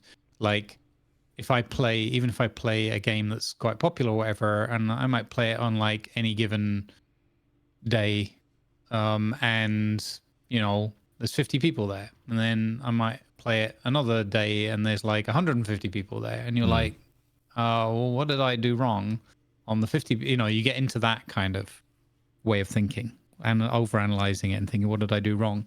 And ultimately, typically, you will have done more or less the same thing, and just had fun with it and been yourself. And if you're kind of doing things in there isn't really a right and wrong way, but if you're just being yourself and just having fun with it and and whatever, and nothing out of the ordinary happened, like you didn't have a stream interruption or whatever, then there is no answer. It's just because it's like a swarm. People, everyone's just moving around on the ether web and doing whatever they want at any given point in time. And maybe there's 150 people there, but they're on that third tab. You're on the third tab today. So as we heard about before from Twitch, so you don't count, that kind of thing. So that can make it really hard because Tiger said, because you want to say, oh, I really like this product or this game or whatever. And I just, I'm got a specific build going on in a game or whatever. And I'm like, I just want to carry this on. And that can become quite hard as well for me personally, because I hate that inconsistency and that constant jumping around between games. Because I feel like the audience is also, they're just getting their teeth into something, and you're building something up together, and then you pull the rug out from under there because it's like, well, this doesn't work for me anymore, because of numbers or whatever. So that's part of the variety streamer game as well, and you kind of have to guide your audience a little bit, and also they make their decision of what they want to stick around for or not based on is this something, are they okay with that chopping and changing, and then you get people that just, they only want to be there for a very specific game as well, which is totally their prerogative too. World of Warships is a good example. You see it all the time where if you do ships, okay, everyone's there. You don't do ships, nope. they're gone. And it feels a bit weird sometimes as well, like, or a bit like, come on guys, we were having so much fun hanging out and playing this game together, and what, you don't like it anymore, or what am I doing wrong, kind of thing. And it's that can be a weird one with some certain audiences, because they can be very, very loyal, as it were, to a certain, not loyal, yeah, you know what I mean, it works as a word. The best part of it is just, I'd never change it for the world. I would probably have done certain things differently, starting out and progressing through, but those are just lessons to take forward to like today and tomorrow and so forth. The best part though, by far, is just the amazing, all the people you meet along the way, most of whom you get on with and build a community together with. And if you fall by the wayside because it's not a good fit or whatever, and those communities and getting to interact with people, as like, I don't play a lot of games just for me. I play games predominantly because I want to share them with people.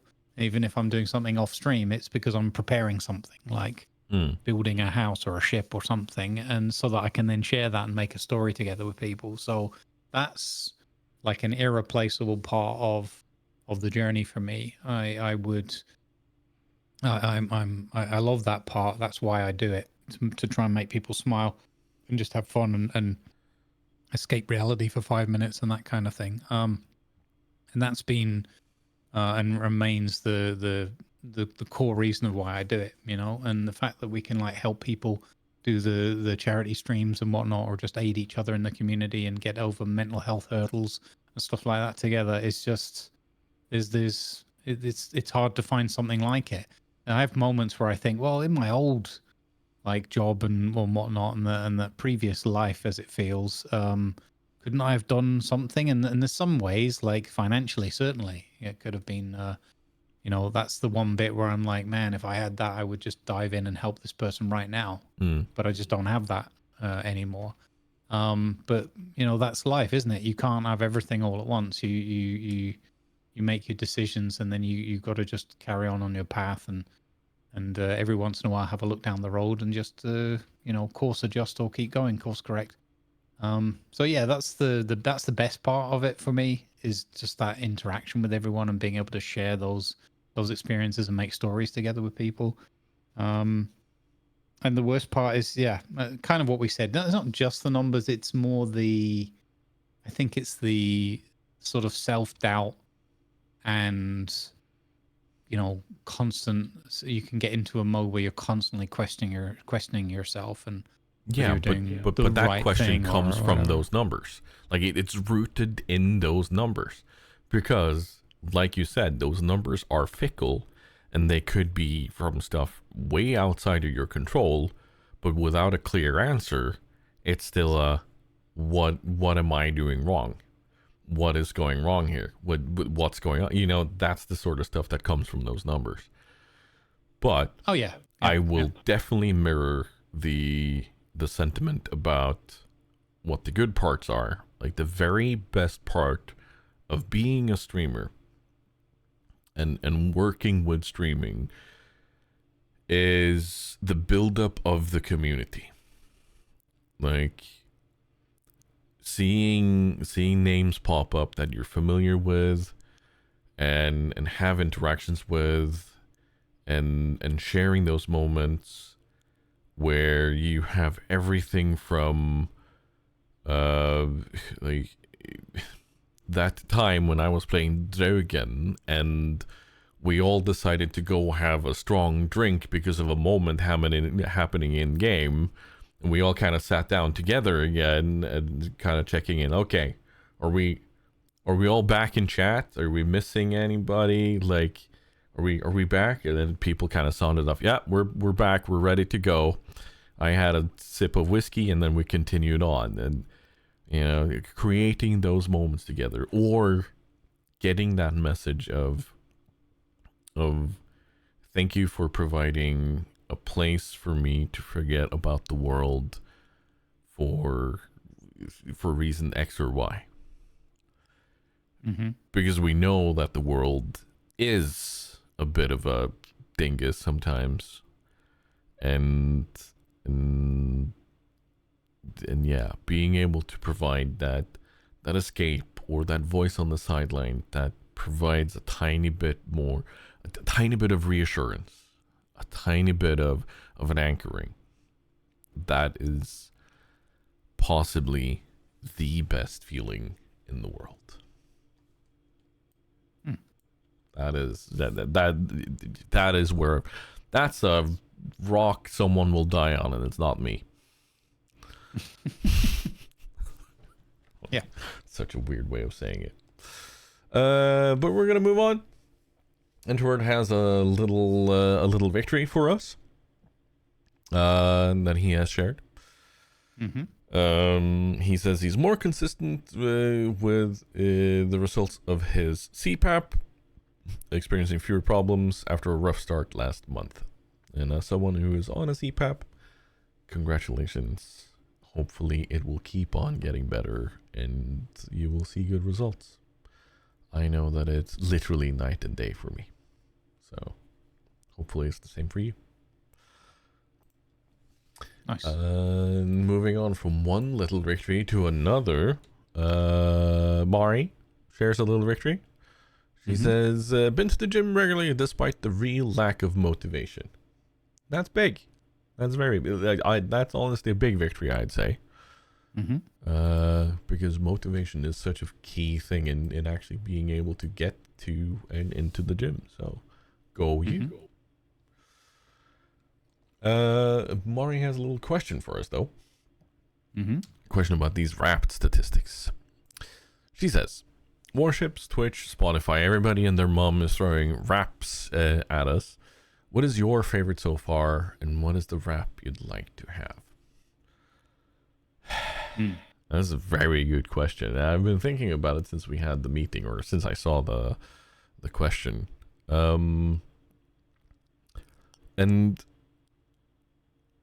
I haven't looked at mine regarding this, but I know YouTube started making a Wrap showcasing, and one of my favorite ones was seeing Hank Green talk about how he popped up in parts of people, like, that he spurred conversation and helped spread information in a good way and so on, and I kind of like that, and I would love to see that about more things. And I think I'd like to see more information in my Twitch Wrapped, or my Twitch summary, or whatever. Like Spotify one was fine, but it's just kind of weird. Like I already know my music taste and everything, so yeah. But yeah, how about you? Yeah. Well, one thing is, I don't think we need a rap for everything. No. There seems to be a lot of them. Um, I can give you a good one from my personal, like my reaction, which was on Twitch. I thought, okay, this is cool, and everyone's sharing those, and it's been going on for a couple of years, and everyone gets to kind of celebrate being part of the community together and show what emotes or whichever parts of it that they enjoy or makes them smile. And I found that really cool because that's all kind of live and interactive and that. And then I got my YouTube summary, which was technically quite cool because it was like a video thing that they put together, and you go through all the different parts and whatnot, and it's kind of cool. And I'm like, wow, if they do this for every single person, like on YouTube, or at least the how I don't know what level or whatever they start at, but like the 500 and above or something, I'm like, wow, that's a heck of a lot of additional content. My goodness. But it hit me in a really different way because and I haven't fully worked out or given it too much thought yet, but my current reaction and thought on it is that I didn't like it because it felt like an invasion of privacy. Because with Twitch, I'm there, I'm live, it's in the moment, we're all doing things together. Mm. And with YouTube, it's like you're having your breakfast coffee and just got something running on the tablet next to it or something, or you're watching something so you can fall asleep to, or like music track or whatever. Or it's like, oh, this is my favorite sports team, so I'm always watching their weekly highlights video or whatever. And because it's anytime, all the time, wherever and whenever, I was when it hit me, it was like, this feels like you're just spying on me. Like I'm Truman right now. Wait, so it wasn't for you as a creator, it was for you as a consumer? Well, it was, I think it was, yeah. I'll have to look it up again now. Hang on. But I think it was like a bit of both. Where was that video that I had? Oh God, I don't even know where I'd find it now. I'll have to look it up again. But, yeah, I got this is, you tuned in to watch this because they're like a weekly video that gets published that I watch, the old wrestling bios thing that summarizes like all the back in the glory age of whatever of all that stuff when I was a kid and teenager, and it was like, okay, this is like fun to look back on and see an analysis of and how it all went down and all the things I missed or didn't remember or whatever. And it's like, so, and then it kind of leans in like, oh, so you're really into this and this, and it's like, no, just because, I don't know, it just felt a bit like not judgy, but like a bit like you're trying to pin a dozen labels to me or something. And also you're basically, we all know that we're being used and the real value is our data, because there's no way it can't be legit that they can just afford all of this storage and have all of this forever and ever and blah, blah, blah. This is not possible. So someone's writing that off somewhere. They can't make enough money from that. I don't believe anyway. So they're doing it for other reasons, and the other reason is probably our data and behavior, and obviously steering us and controlling us. So, but aside from all the Orwellian part of it, when you see it presented back to you, my reaction and my take of it was like, this is kind of creepy. Yeah, it's one thing with Spotify where it's literally just one thing that's being consumed there, like it's music or podcast, but still it's very similar in how you consume it. But with YouTube as a consumer, like that's everything from how do I fix this thing with wires in it to a mythical kitchen makes a weird burrito. It's so much more. And I thought that the summary for YouTube was only as a creator. I didn't know that they had one for a consumer part. I'm trying to find it now. That sounds, yeah, that would creep me out too. Yeah, I'm trying to find it now. I can't even find it. It doesn't show my history. It's probably one of those like it's a special button somewhere, and you have to here it is, and it's limited time or whatever. I'm sure it's still there. I just don't know how to find it. So thanks for that as well, YouTube. Like as weird as this is gonna sound, Yeah. and hear me out. I would be less weirded out if I got a wrap up from an adult entertainment site, because it's so one singular topic. Like it has one singular purpose. It is adult entertainment, as opposed to YouTube, which is everything but. You know? Yeah. It feels less invasive. Wow, I haven't thought of that. That's increased. That's great. Yeah, that's what I mean. That's what really like threw me. I was like, okay, so someone might look at that and then be like, so this is you then? This is what you do? It's like, no, this is just like my brain switched off and I'm, or even you've got things like autoplay, you know, next video up and you know, and it might look like you've gone down this long rabbit hole and it's like, I watched one music video and it ended up here. Yeah. I'm not trying to build my own, you know, goldfish pond in the backyard or something like that. It's like, funnily enough, I probably will be in Enshrouded later, but it's fun to watch, but yeah. It was like, but it's just weird and like, there's nothing. It's not like it's like, oh my god, what's wrong with me? I'm learning how to make an AK-47 in my kitchen with some duct tape and a few, like, you know, there's nothing in there that's like, oh my god, this is bad. But it was just like, ugh. Don't. I know you've got all that, or you know, I know you're looking at me as a data blob and whatever, but don't show me that you're looking at me as a data blob. That's. This is gonna land me on a list, isn't it? Yeah. But I mean, it's just like, I don't want. It's like going back and looking through your, you know, rereading your own diary. Yeah. At the end of the year or something, which you might want to do for some reasons, but generally you're putting your thoughts away, and that's what's cathartic and helpful about it. It's not like, oh, let's go back and reread what I did 3 years ago or something. But especially not that. It's like, it's the difference between if I'd kept a diary of what I was doing and I went back and reread it, and someone else kept a diary of what I did every day, and then I went back and read it. You know what I mean? It's like, dear diary, today Grumbles said this. Like, what? Why are you keeping a log of this? No, no, I'm with you there. But it does definitely shine a light on it. It was it does. Yeah, not sure how I feel about that anymore. As a creator, sure, but as a consumer for something as open as that, no, thank you. Yeah. We're gonna be moving straight along. Molotov had a comment, like just after we had posted the last episode in November. He commented on Discord. It's late because I'm only just getting to the October episode, but check out Escape from Duck-Off. Cutesy single player PvE top down extraction shooter. You're a duck. I'm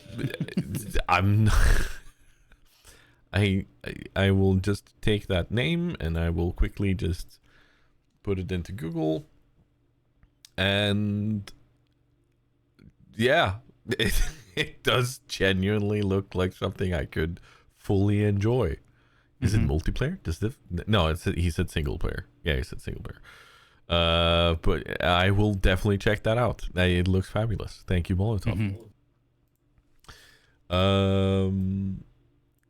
Another thing that certainly isn't single player, it's very much multiplayer. It's very much a feel good. Friday, the 19th of December, we are kicking off the Sleigh Ride. Hopefully there will be a lot of people there, and I'm very much looking forward to being part of this. I'll be honest, I had completely forgotten I said yes to be part of this, but that's because I was asked back in September So Mm-hmm. I don't know.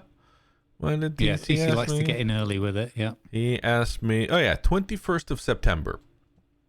He asked me if we wanted to be the kickoff for it, and I was like, yes, heck yes, we are doing this. But the Sleigh Ride 2025 will be going to Save the Children, as per usual. So that's going to be good. And we have the honor of kicking it off with a grumbling tomorrow morning, actually. Mm-hmm. So very much, very, very, very much looking forward to that. And we might do a wrap up of that in the next episode, because that's when most of you will be hearing this. It's after we're done with this. So yeah. Mm-hmm. Do you have any special plans for your sleigh ride? No, just not sinking. Not sinking. Yeah. I mean, that's perfectly fine. Mm-hmm. Don't think too hard about. I'm sorry. No. Anyway, thank you to our patrons: Mari, Finn, Tilted, Lima, Introvert, and newly signed up Mr. Just Mick here. He has signed up for a patron, which is $2 or equivalent a month. And you have the ability to listen to the episode as soon as it is available. I will probably edit and put this out today for our members, and then it'll be sometimes after the 25th for others. You are guaranteed to get your question or comment in if you have one. So for anyone who's on Patreon and being part of that, I hope you feel free to throw some money at us. And just know that we are now looking at changing a bit about how we engage and how we do things, because we see a value in being able to engage more with you guys, and that is how we want to drive this forward. So yeah, we're gonna be looking at that, and that's all thanks to you patrons. So get on in there. Mm-hmm. Finally today we're gonna round off with something to smile about, and my something to smile about is something I've chosen to call the magic of physical currency. And it happened the other day, but it leads back to when I got my Christmas present from Mari's mother and father, because I was there in November and December, and they gave me a Christmas present, this was a Nikolaus present or whatever. Like, it wasn't Christmas, but it was for St. Nicholas Day or something like that. Not something we celebrate in Norway, but apparently some of the Germans do. But it was little Christmas Santa. I say little. It was huge. It was a huge Santa, chocolate. But they had given him a little burlap bag, and in that little burlap bag there was money. There was physical currency, and I didn't really look at it. Like, I didn't want to sit there and take out the money right there in front of him. Like, I see that as rude. And normally they give me a few euros, which is fine. Mm-hmm. I'll just give it to Mari, and Mari can use it or whatever. This time around, however, they had gone to the lengths of getting Norwegian banknotes. I was baffled. I was dumbstruck, because I haven't had physical currency in years. Honestly, honest to God, I've not touched a physical banknote in years. We have, like, our money has won design awards for the stuff that's on them, and I had a wonderful time looking at all the stuff that's on them and figuring out what they mean and so on. But I was like, whoa, yeah, cool, money. All we have is on card these days. But I got this money, and the other day I went out shopping to get some stuff for my mom's grave on her birthday on Tuesday. Got a wreath and a little light that can sit there and light things up. So I went into the flower shop where they have these wreaths and everything, and I found a nice one, and went to pay, and she was like, "Oh, it'll be this much." And I looked at her with a mischievous grin. I said, "I'm gonna give you something you haven't seen in a long time." She was like, "What?" "Yeah, okay." "Physical currency." And I handed her the banknotes. And you could see the look on her face be like, what do I do with these? What is this? What is this magic? You could see the dial-up firing up, like ancient knowledge being found in the in the archives of, whoa, hold on. I need to input this here. Yes, and then give change. Yes. The magic of giving change, and I got a few coins back, and there was I heard as I was leaving there was giggling in the store. I absolutely love that. And then I walked to the next store to pick up batteries for the little light I'd bought, and here's the even better part. Because of the change I got in the last store, I was able to pay with exact change for the batteries with physical currency in the next store. And you saw the same reaction there, like, whoa, how often do we get what is this? It's physical currency and it's exact. What do I do with it? I just leave it here?